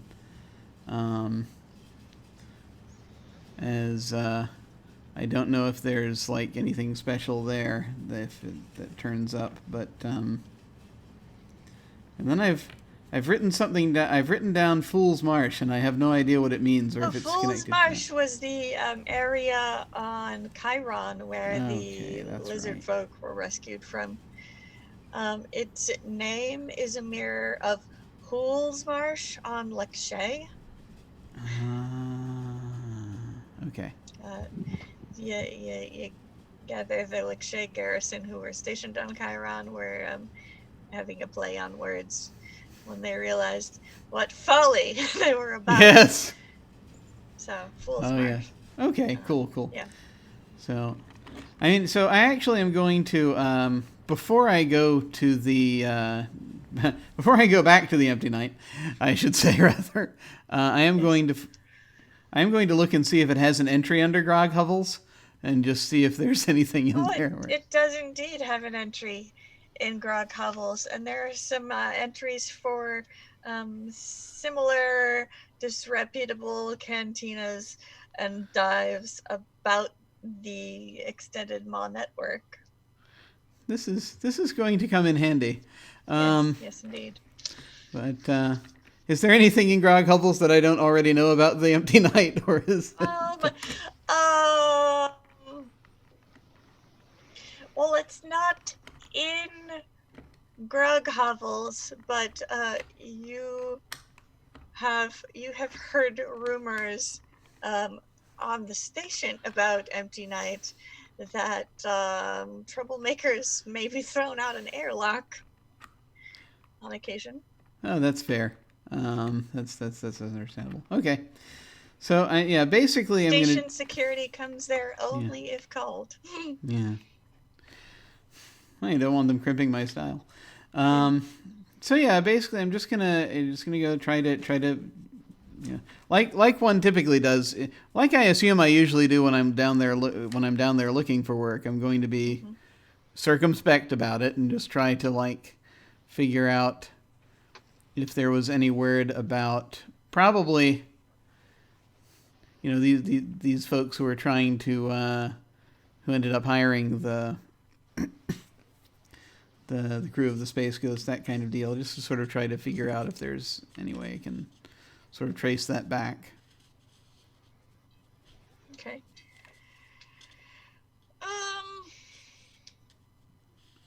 And if there are any smuggling gigs going up, perhaps I'll make note of that as well. Okay. Not going to apply for one, I'm just going to listen. That's the Yes. All right. So, for the inquiries that you are making, go ahead and make a general charisma check of whatever variety you feel most applicable. Oh, the temptation. Tell me what the... I feel as though actually low level intimidation might actually work for this, just because it's I'm not talking about not being aggressive. I'm not talking, and this is where, yes, we're trying to dissect intimidation, but this would be more sort of that if you go into a bar in the Wild West, as it were, you have to put up a little bit of a front. Use your words so that you do not go to guns, that kind of deal. So kick your way through the swinging saloon door. that type of deal, yeah, basically. With your long coat. Yeah. Pose. Entirely possible, yeah. So I mean so just it's not being intimidating without being threatening. There we go. That's kind of what I'm looking at. Sure. Cue the theme music. Yeah, basically the same way that Cole does everything.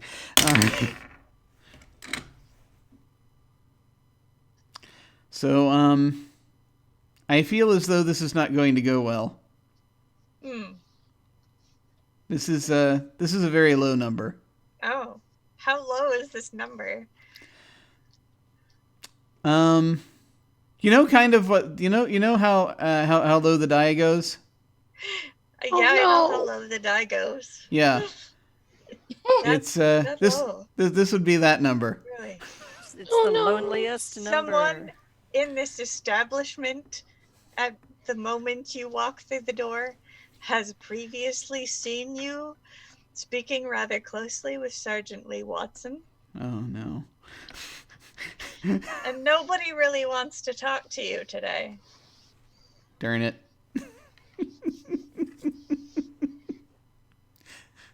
How long does it take me to figure this out? Probably not long. Okay. Since you're also listening to the conversations that are happening, you probably overhear something about, wasn't he with that Oni pilot? Oh, look, the narc stepped through the door. Yeah, basically, yeah. So that didn't go well. Not go well. But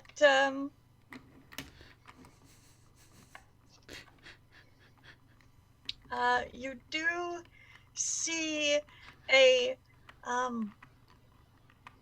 rather motley crew in a corner booth where they can see and be seen, and you take note of them. There's a pilot wearing dark shades in the dark bar, and there's a woman wearing a bomber jacket with a sort of like far away look in her eyes, but she sort of like pauses in your general direction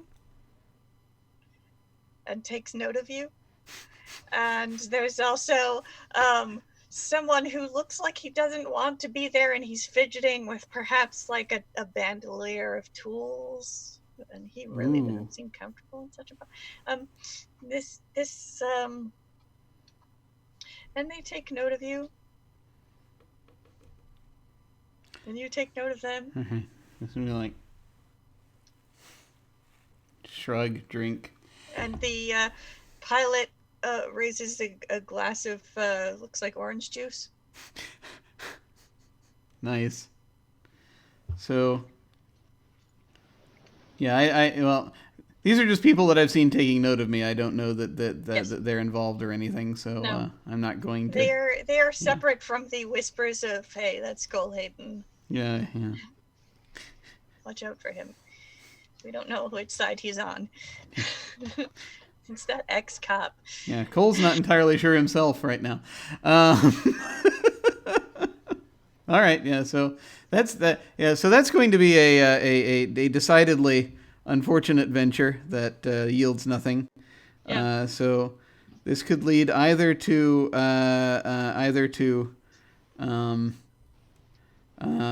this could lead either to an unfortunate amount of drinking, or it could lead to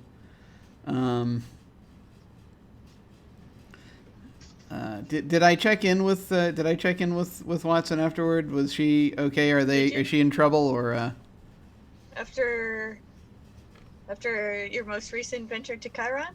Or Yes. after going to the bar? after going to Chiron? Oh, did you? Would you like to have? We can have a flashback. Oh no. Well, I don't know if I've had time yet. Is the only thing. Okay. So I mean, Would it might you like be. to check in with her now? I feel as though if I'm getting nowhere here, it's either that or I continue drinking. Okay. And so it's a difficult decision. You can check in. Well, while But- you were deliberating over this decision and pondering whether or not Yeah. to have another drink, Yeah. she checks in with you. Oh, okay. She's saving me. Okay. So I'll just like. The moment I see that it's from the message is from her, I assume it's a message. I assume she doesn't Yeah, appear. she just like pings you with a text. Like, I'm gonna head call out. me. I'm not going to take I'm not going to talk to her while I'm there in that bar. Well, no, that's why she Yeah. just said call you, because she doesn't know where you are. Yeah. You're not on the ship. So I'm going to head to So I'm gonna finish with the the real just leave the drink that I have. I'm going to head out Okay. to a different part of the station, having had absolutely no success down here. And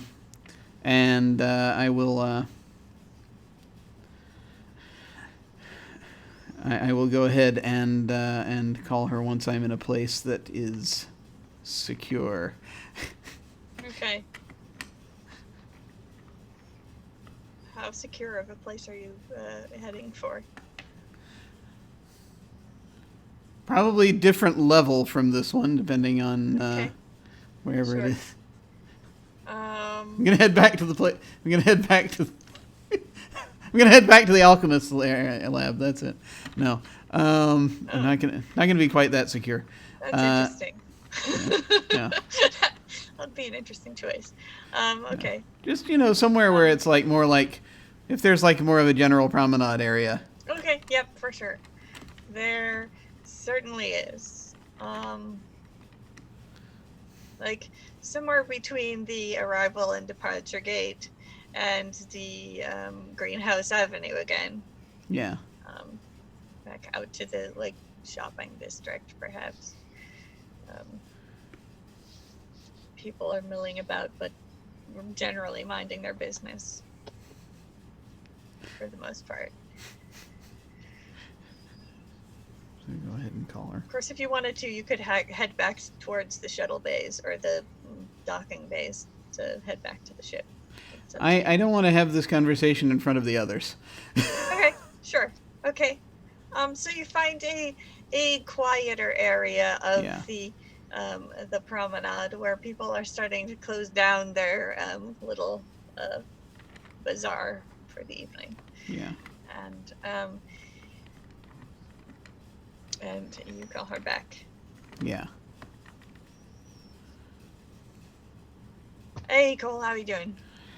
Well, all things considered, it's seems like it's getting harder and harder to talk to anybody around here. But I'm okay. That was a heck of a thing, yeah. Oh shit. I'm Yeah. surprised we didn't have more trouble than we did. Yeah, actually, that's the thing. I've been sort of, I guess, I don't know, waiting for another shoe to drop or something. Nothing yet. How did you come out? Did everything go okay? Yeah. I feel a bit singed around the edges, but nothing I haven't seen before. Sure, but but I mean, did you get in any trouble? I've forgotten the guy's name. I don't have it in front of me. Oh, with Iliander.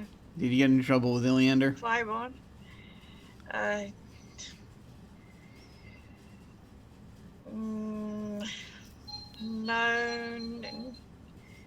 No more than you'd expect. Yeah, well, yeah. I mean, I would have gotten in more trouble if it hadn't gone as well as it did. Put it that way. Yeah. Yeah, I guess he's probably has he already started spinning it? Yeah. Yeah, kind of figured. You know how that goes. Yeah. Well, figured at the very least you'd Not jump at the out of opportunity for work that. yet. Okay. It's yeah, it seems I've been having a little trouble sort of asking around recently. I've been trying to track down some info on this smuggling thing. Just sort of has had a little time, and I haven't been able to. It's kind of just sort of I walked in. Yeah, I kind of walked into a place and I kind of was like they didn't want to touch me with a 10-foot pole. Can't imagine why that is.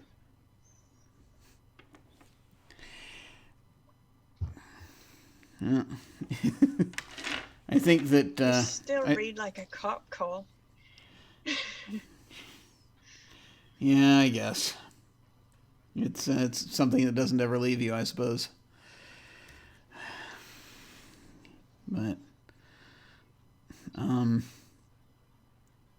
they I'm not saying it's a bad thing. I mean, look at me. Fair. Did they? Surprised we get along as well as we do, considering how much you had to say to Fireborn after the first round at Chiron. Yeah. I'm still kind of amazed that some days I'm still amazed I'm still walking around. Christ, that guy. But yeah, there was we got the hatchlings kind of. Well, right now they're over with the give them to the folks of the world ship, so they're taking care of it. Apparently, they were. I'm kind of. The thing is, it's the fact that that's happening. I'm still a little bit. I don't know. This isn't stuff you need to worry about. This is just. You can vent to me if you need to. In fact, I have a better idea. Why don't you meet me at the leap? Yeah, I can do that.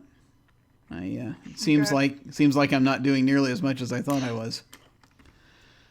Or decompress, maybe grab another drink after or before. Yeah, okay. And I'll meet you there in a bit. All right. See you there. So, I'm just going to text the crew very briefly, just saying, going to need another avenue. They're playing hard to get. And then I'm going to turn my comm off. okay. And I'm going to go to the leap. All right. Fritz is going to get a ping on the last location from where that text came from, just because I know we're going to need it. All right. So, last known whereabouts on Mr. Colehayden, somewhere in Greenhouse Avenue.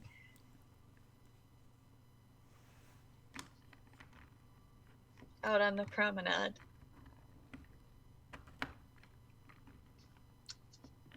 He did not say where he was going. Of course not.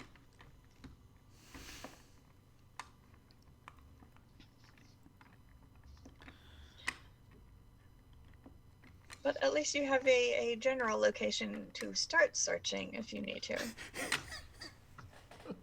At some point in the future, that may become necessary. Right now, I'll wait for Cole to actually get in trouble before we start looking for him.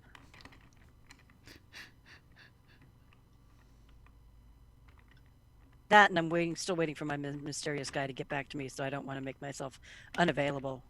Right. Or follow up.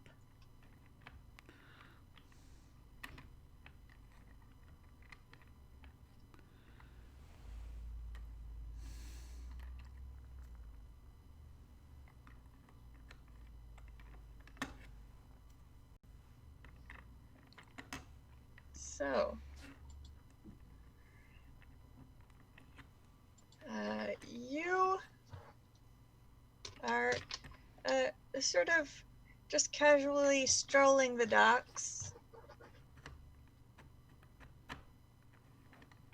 and a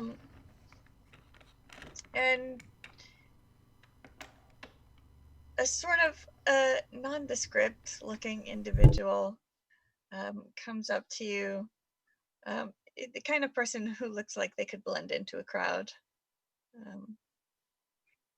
Just the beigest of beige people.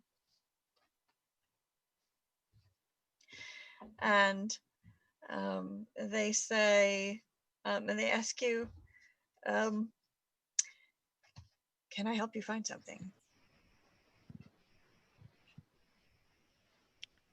Depends on how good you are at looking.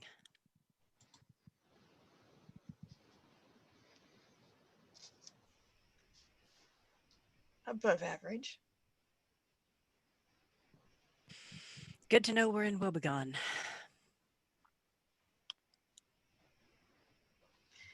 Yeah, actually, there are a couple things I'm looking for.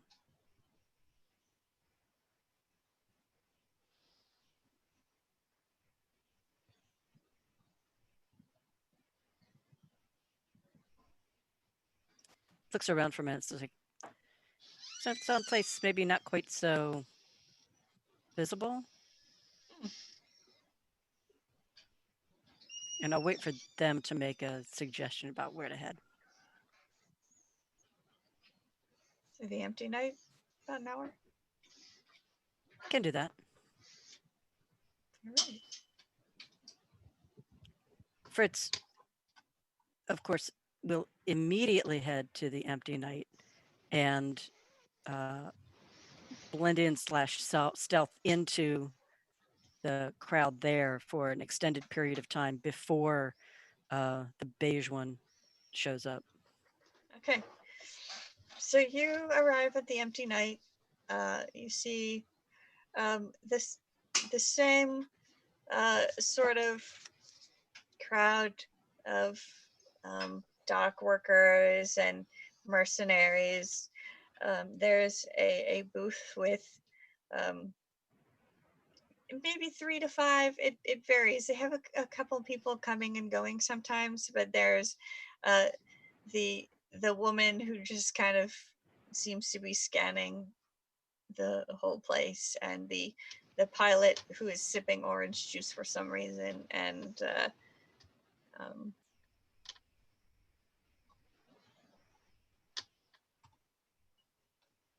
they're perhaps doing the same sort of thing you are, just kind of reading the crowd. And All human?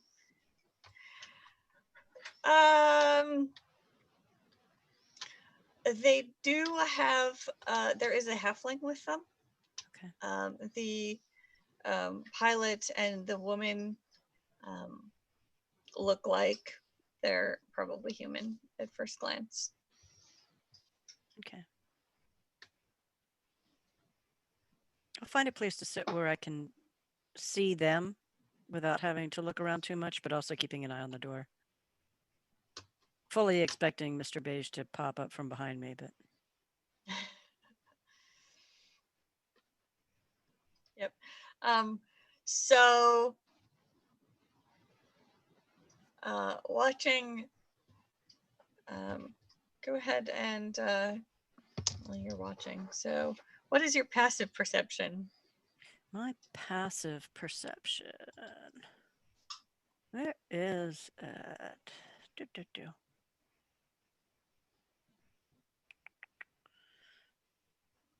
How do I even find? I'm sorry that I'm not as familiar with this sheet. I can see what my modifications are. It's usually 8 plus your proficiency bonus plus your perception bonus. So 13. Okay. Oh, there. Okay, there's what it is.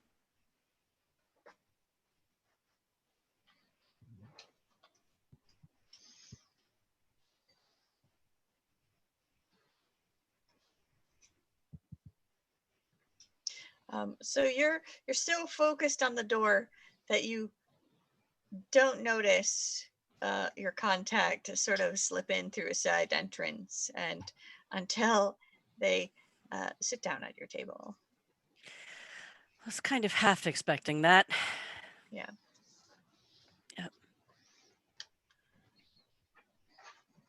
Yep. So. All right, down to business. First question, what do you know about me already?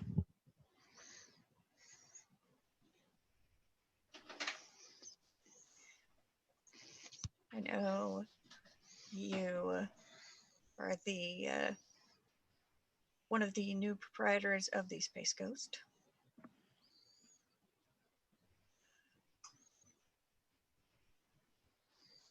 That you have been studying the way things work around here.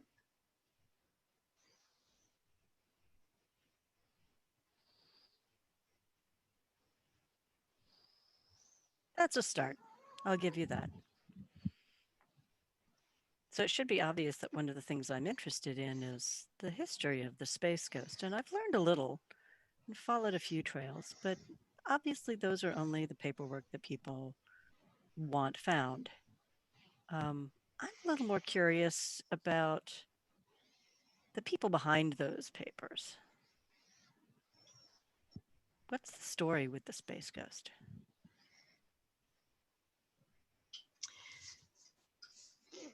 Well, the story with this particular vessel is that it's changed hands quite a few times.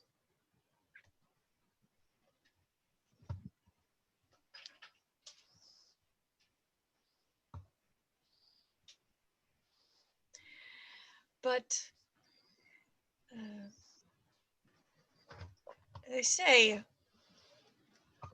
one should always follow the money, and the man with the most money around these parts happens to have a seat on the council.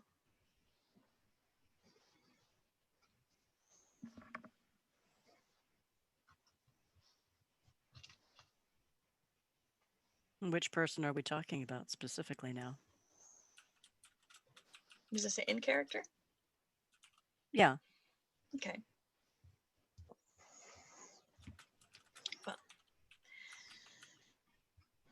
everyone knows that the man who flashes money around like no tomorrow is Gillen Primewater. And my character would have recognized that name, and I'd have to stop and look at my cheat sheet of people, correct? Yes. Which, unfortunately, I'm not finding. I'm finding my brownie recipes, but I'm not finding my... why am I not finding... Oh, it's because it's under salt. Gillen Primewater was one of the individuals on the council when you gave your presentation. Mm-hmm. He is he comes off as kind of a foppish dandy, likes to throw parties, likes to flaunt his wealth, as has previously been stated. He's a merchant, but he typically throws his support behind Edda Oland.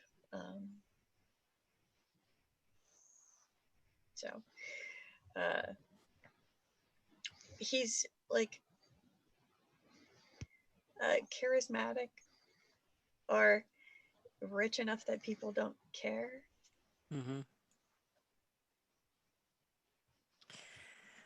Completely understood.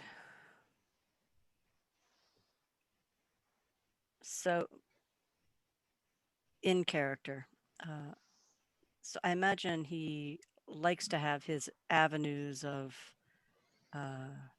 acquisition of some of the finer things.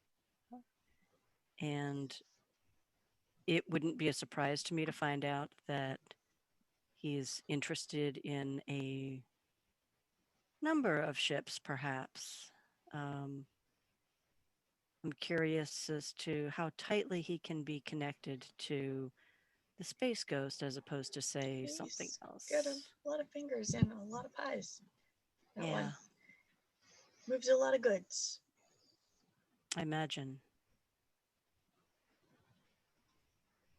Find some surprising deals too, I assume. That makes some sense. So besides sort of the history of this ship in terms of ownership. Anything else about the Space Ghost in terms of what it was known for carrying or going after? I mean, it's not particularly large. It's not going to be, you know, your big ore carrier or, huge amounts of raw materials for stuff. It's a specialty cargo ship, if anything. Well, you tell me. What would you carry on a ship like that? Lately, lizard folk.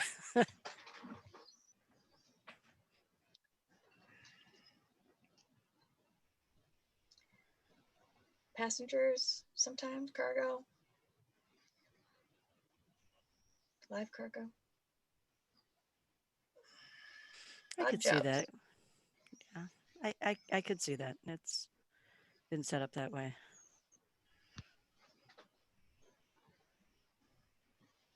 People take whatever work they can get up here. Looks around and it's like, yeah, I feel that.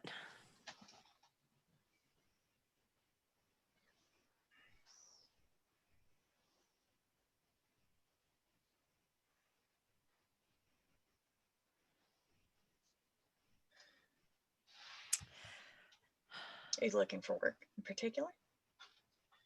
I think not at the moment. We are awaiting payment on a couple of things. Fair enough. But,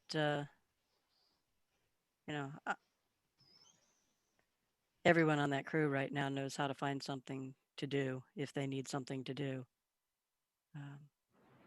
I'm just more curious about whether or not there are any surprises in that ship that I should be aware of next time I take it out for a jump.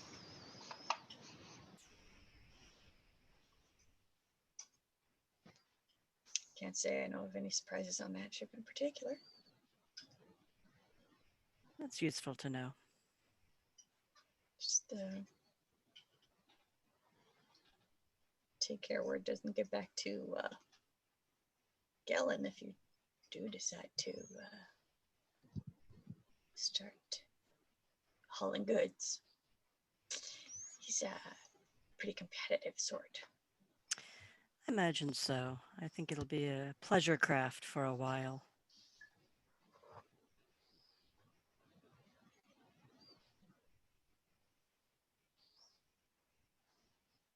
If you do find out any dirt on him, though, I imagine there's some folks who would be pretty pleased to see him taken down a peg or two.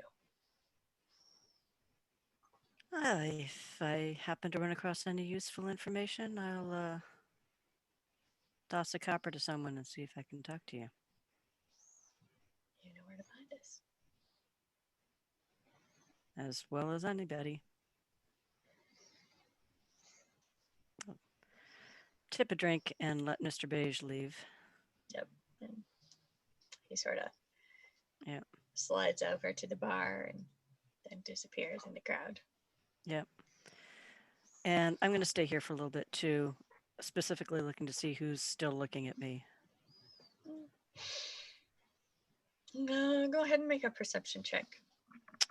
Regular perception check. Up.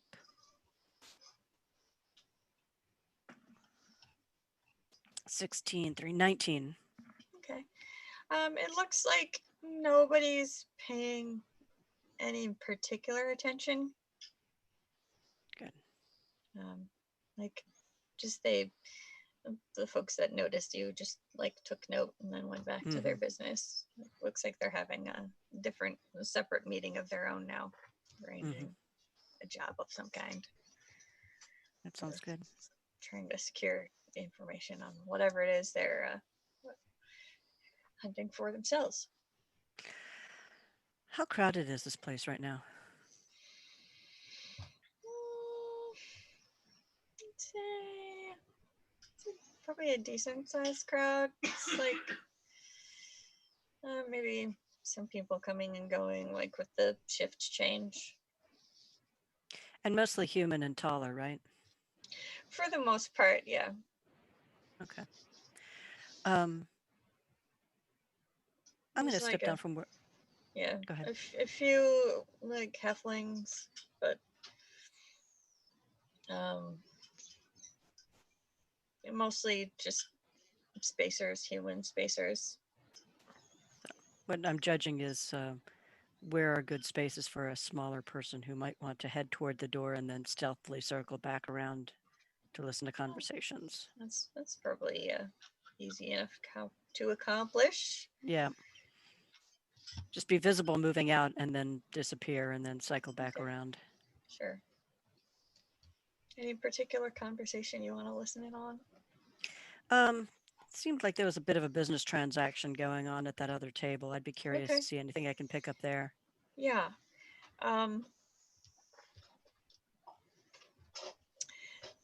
They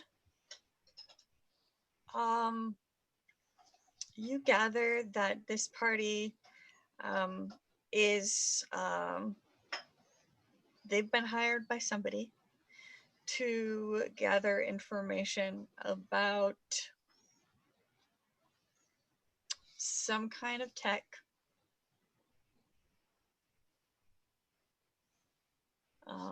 that's like some kind of ancient tech that's really hard to find. Oh, well, now you've done it. Like Fritz is totally invested in this idea. Mm-hmm. Oh no. Exactly. You've lost Fritz. Yep. They heard a rumor that there might be a piece of it on board the station.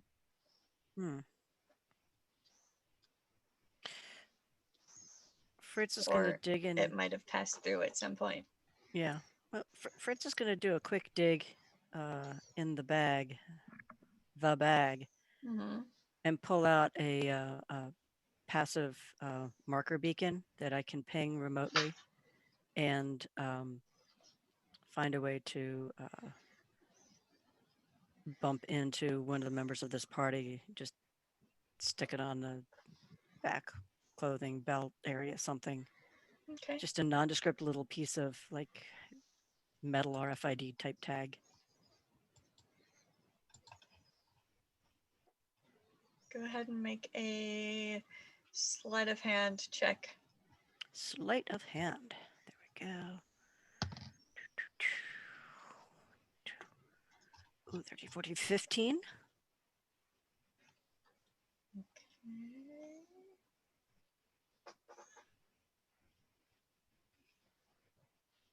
You managed to tag them without them seeming to notice.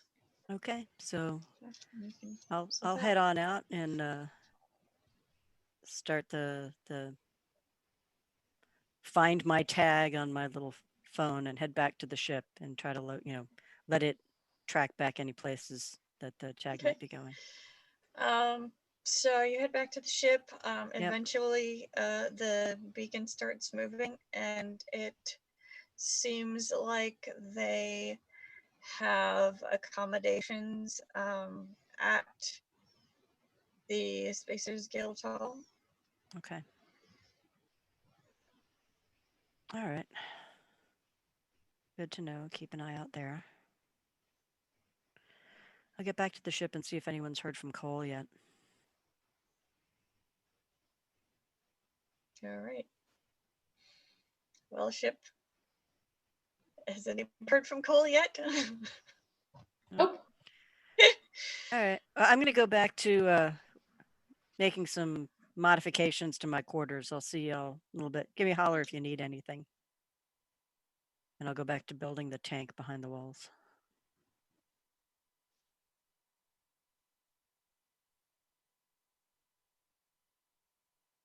All right.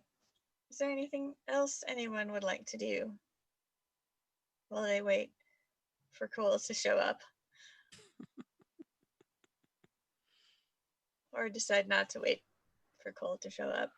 He might be out for a while. Depends. Oh. Everybody needs today shore leave. Yeah. Uh, I don't really have anything else. Okay. now that Narita has felt the pull of possible Poseidon solution, she's like less interested in kind of like diving into the hives of scum and villainy when she's got like an actual place to kind of go. That's where she was going to those kind of places before, was just to do research and try to figure out, okay, who would know things, and it'd be people kind of smuggling and whatnot. But now that she's found a source, she doesn't need that stuff anymore, so she's fine to be on the ship. Okay.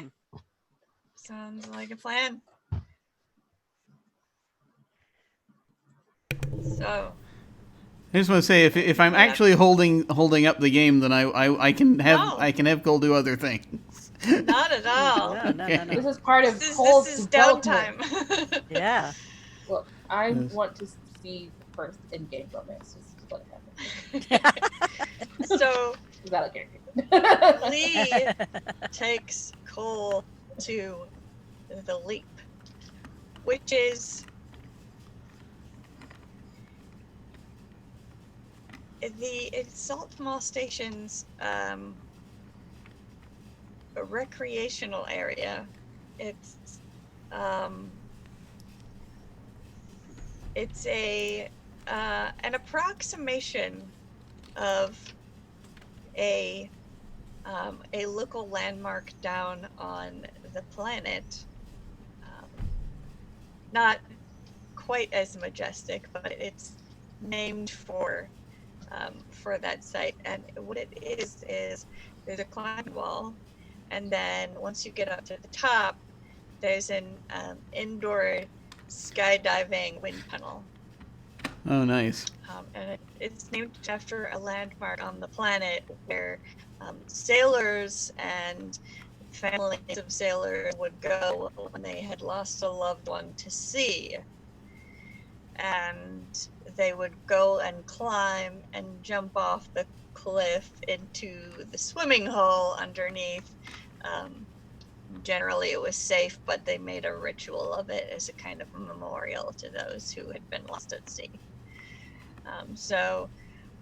With all of the memories that have been brought up by revisiting Chiron, we figured it might be cathartic to make the climb. Okay. Yeah, I'm game. So, and expend a little energy, and you can grumble at her while you climb up. Yeah.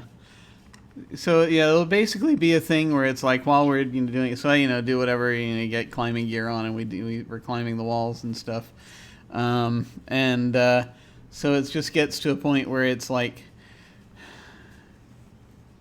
where it's just one of those things where they'll mention things along the lines of like, we left. So there's some of those people that I don't know if she knows what the deal is with Oceanus.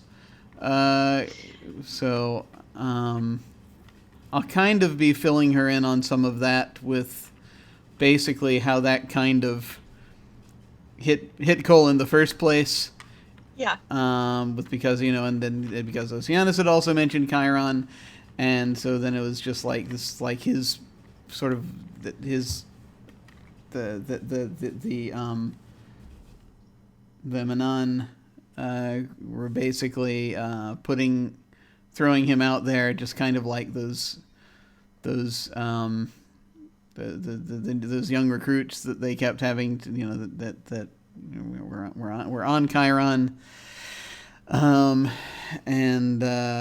so it was just a thing where it was like, and then I don't know where we've left ourselves. I mean, we did the, at this point, but the hatchlings have ended up with that same ship, and she seemed to have Captain Asline seems to not want another incident, but I'm just the amount of neglect, and didn't seem to be deliberately wanting to get Oceanus hurt, but just the amount of neglect Get it.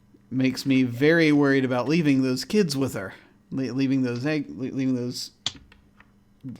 Nautilid children with her. But there's nowhere else for them to go. And so he probably is having, like, as he's climbing the wall, if there are places where where you're supposed to, like, I don't know, is it a thing where you, like, where you're actually hammering in pythons, or is this more of a no, it's more of they have, like, man-made finger and toe holds, and you just grab on. It's like a climbing probably, wall. Yeah, it's like a climbing wall. There might be somebody down below to spot you. Just in case, but so there may be points where it's like, as he's talking about it, you can probably tell that Cole is, like, overexerting himself a little bit with some of it, because he's kind of upset and dealing with sort of the trauma with that, the fact that he's just come back from Chiron and then having to give children to these people that were doing, in his mind, something very similar to what the higher ups had done before, both on the side of the police recruits and the military recruits, that he's just like, so it's like a thing where he's gonna probably push himself too hard getting to the top. Go ahead and make an athletics check. Sure.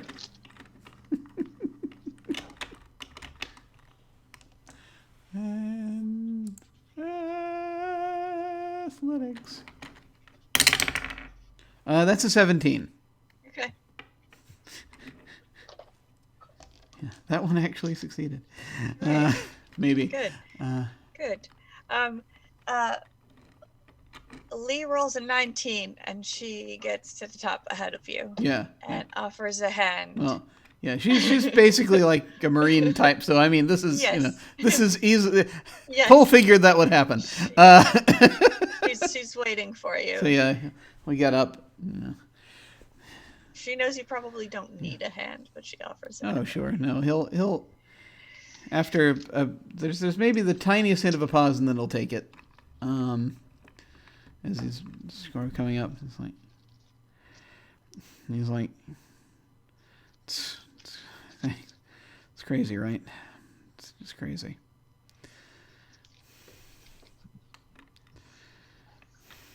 Look at it. You don't trust people. You've got your reasons. You've got plenty of reasons. Well, what about you? What about me? This has to have messed you up too. Yeah.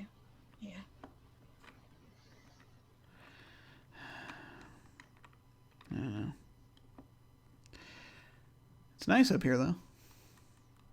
It is. And you know how you were saying earlier about how you're just glad you're somehow still alive. Yeah, kind of. Well, on some days. Some days. I'm glad you are too. And that you're still talking to me. I wasn't sure for a while. It's a Chiron. When I stayed in the military. I wasn't sure you'd forgive me for that. I don't blame you for leaving. I mean,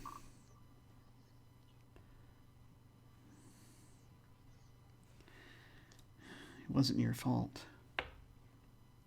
None of that was your fault.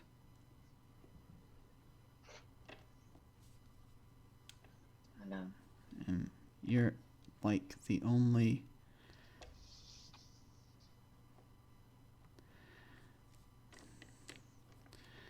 I mean, there was a point where you were like the only decent... You're the only decent thing on that planet. Seems like.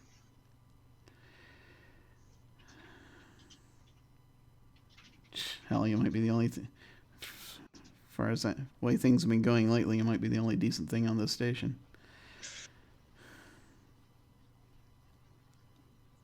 I don't know about that.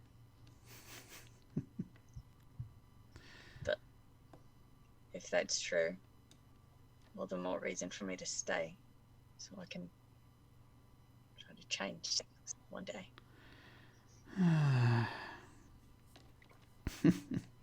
Right. Well, we got to pick our fights. You picked a hell of a one. I'm amazed at, but that every single, it seems like almost every single,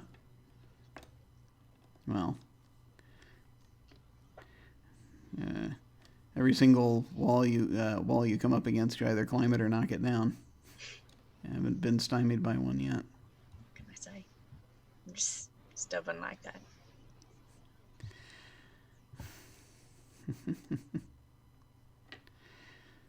Yeah.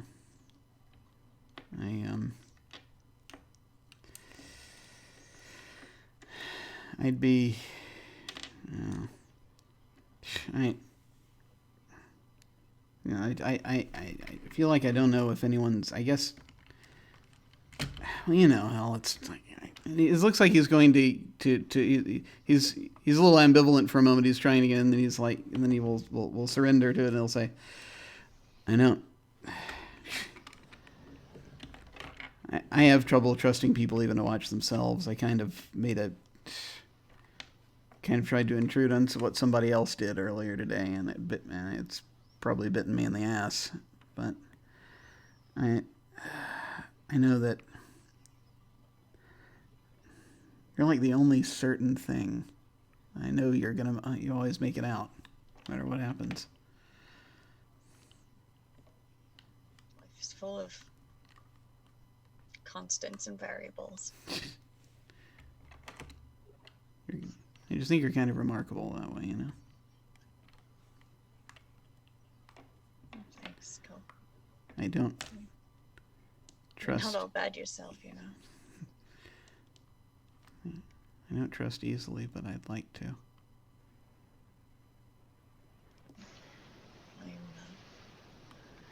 And is this... I feel as though perhaps, as we're just sort of standing there up atop this wall overlooking whatever it is we're overlooking, I'm probably going to either take a hand or a wrist or an elbow or something. Yeah. Probably without thinking about it. And just be holding it there for a while. If she'll permit it. She will.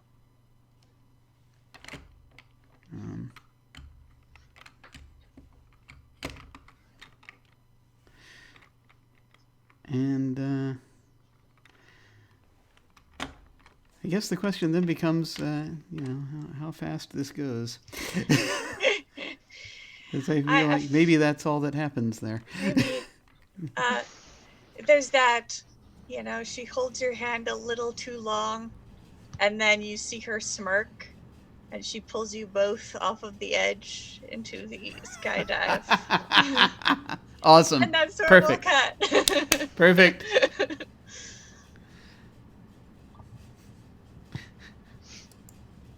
That's a literal cliffhanger.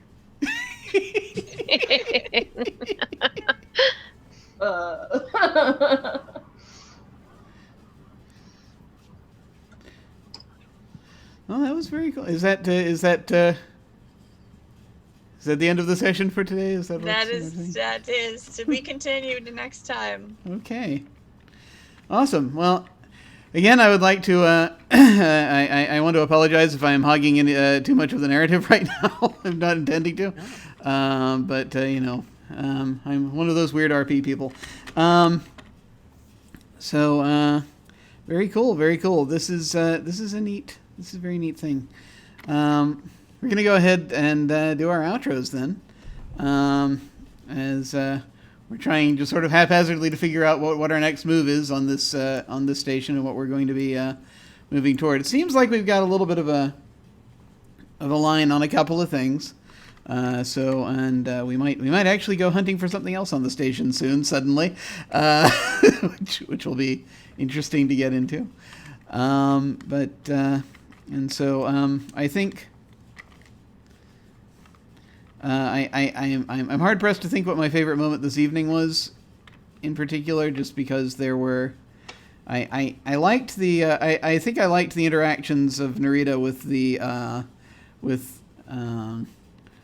with the children and handing them off to the captain. That was very cool. That was very interesting how that was going down. So I think that's it for me. We'll go around and have everyone do their outros, favorite moments, or any other final thoughts they had about this session. And we shall once again start with our station master, Alyssa. Hi everybody, I'm Alyssa at Origami Shuriken on Twitter and YouTube and occasionally on Twitch. This is the main thing I have going on, but I have something coming up in May that hasn't been announced yet, so stay tuned. I really enjoyed having a downtime session and improvising a little bit, well, even more than usual, and seeing characters like pursue some of the threads that I have woven in. I look forward to tugging on some more of those backstory threads and seeing where it goes next time. Yeah, me too. I'm very interested in seeing more about everybody's backstories, because I know I've been leaning on mine because I tend to do that once I figure out my backstory. But then I want to see where everybody else comes from, because I think they could be really cool. Ideas in place. I just waiting for the opportune moment. Neat. Awesome. Well, we're going to continue around over to Mem. Hello, everyone. I am Mem. I'm at Uncertain Mem on Twitter. I don't post very much, and I am Uncertain Memory here on Twitch. And I also don't post very much. I stream occasionally. So this is kind of the main thing that I do. Every now and then I might do a one-shot or just kind of show up on someone else's stream. Favorite moment tonight was, of course, the growing, budding love. It's like, can't wait. That's it for me. Yay! Awesome. All right, and now let's head up to May. Hi everybody, I'm May. You can find me on Twitter at Madeline, though I don't do that much there. It's better to just find me here on Sundays. I am having so much fun with this game. I enjoyed watching Rekmara transform into things with wild shape. I hope he does it more often. Yes, that was very cool. No? No. We need to visit more planets so he can transform into more things. Yes. That's true. Things other than crocodogs. But, yes. Or go take a pleasure cruise with your ship and see some space. Yeah, that's it. Perfect. Awesome. All right, now let's head over to Cazimi. Hi, everybody. I'm Cazimi. You can find me here on Sundays. Pretty much that's it. This is where I am. Favorite evening tonight. I just liked the way Alyssa was able to sort of feed in a line or a thread for everyone's little side stories, was able to come up with something that made sense, would either tie off some little piece or lead on to the next piece. And I think that we've just got so many strands now to potentially follow or come back to, even not just the next time, but the time after that and the time after that. So just nice setups, I think, across so many of these different areas. That, and my actual favorite moment was watching Cole get thrown off a cliff. So there's that. He had it coming. He did. I mean, it's fair. He did. He totally did. Awesome. And finally, Anino. Hey everyone, my name's Anino. You can find me on Twitter at Anino Gaming. Favorite moment tonight was Narita with all the little itty bitty nautilids. I just thought that was really funny. So as for me, I'm not sure what else is going on this week, so we'll play it by ear, but definitely will find me next Friday on the Wandering DM channel for Cyberpunk Red. And then back again here on Saturday and Sunday for Invisible Sun and Dark Matter. Oh, and Thursday I'm also here because of the Sprawl, which I play Bill, the very boring Uber driver. It's so good. So good. Awesome. All right. And so as for me, I am Jim Ryan. This is my channel. Just before I tell you about me, I will go ahead once again say thanks to Jade Nebula for our art. But as for me, you can find me at OtherDoc on Twitch and Twitter. My website is jimyesthatjim.com, where you can find my Geek Observation podcast and links to my various other podcasts, audio dramas, writings, and such. I have links down below to my website, Twitter, and YouTube channel. And some various fiction and games I've been working on, along with links to game signups and applications to join our Discord. On Monday night, tomorrow night, I am going to be over on the Salty Sweet Games channel, where they are having the premiere of Strange Invasion. It's a D&D 5e. We're doing the Barrier Peaks. And I am very pleased to dive into that. I am playing a grumpy dwarven wizard, and we will see how that goes. And on Tuesday afternoon, we are starting the final chapter, the final act of Alas Vegas in the afternoon. I'm back in the dealer's seat on that one, so I'm going to be running that. And Tuesday night, we have the finale of this month's short campaign of Monster of the Week. I can't believe we're at the finale already, but here we are, end of April. And it's gone both quickly and slowly, very strangely. April has, but they're zeroing in on solving their case, so that'll be a lot of fun. Wednesday nights is our mask campaign, Doctropolis, run by our guest GM Multhulu. There's been some real life stuff, so we've been on hiatus for a bit. We're hoping we're going to get back this Wednesday, possibly. Just have to see what happens when we get closer, but hopefully it'll be this Wednesday. If not, it'll be really soon. So we're coming back for that very soon. Thursday, we are continuing our short campaign of The Sprawl, run by guest GM Brian. Had a lot of fun with it last time. I'm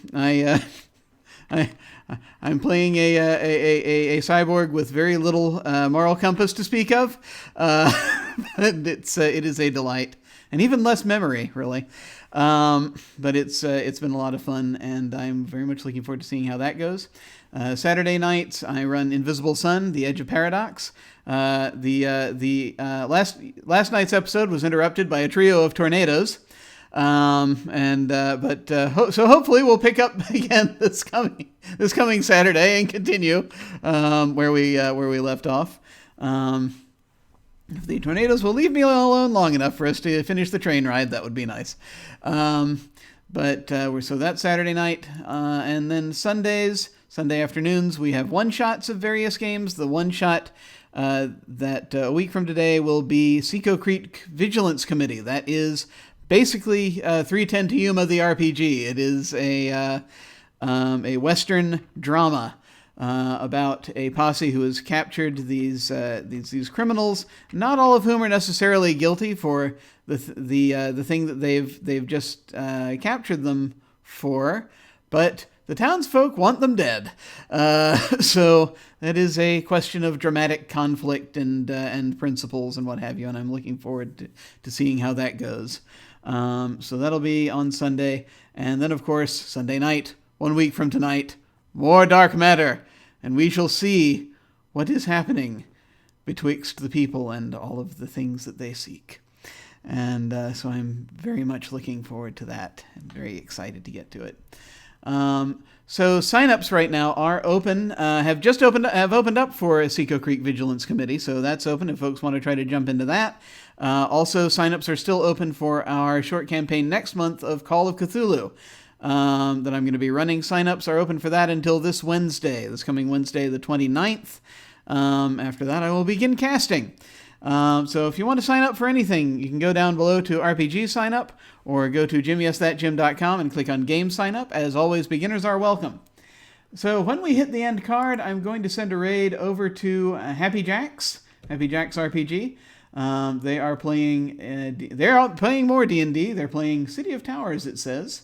So we're going to go over there. They're doing it remotely, as we do now, because they normally are in the studio, but not right now due to the current apocalypse.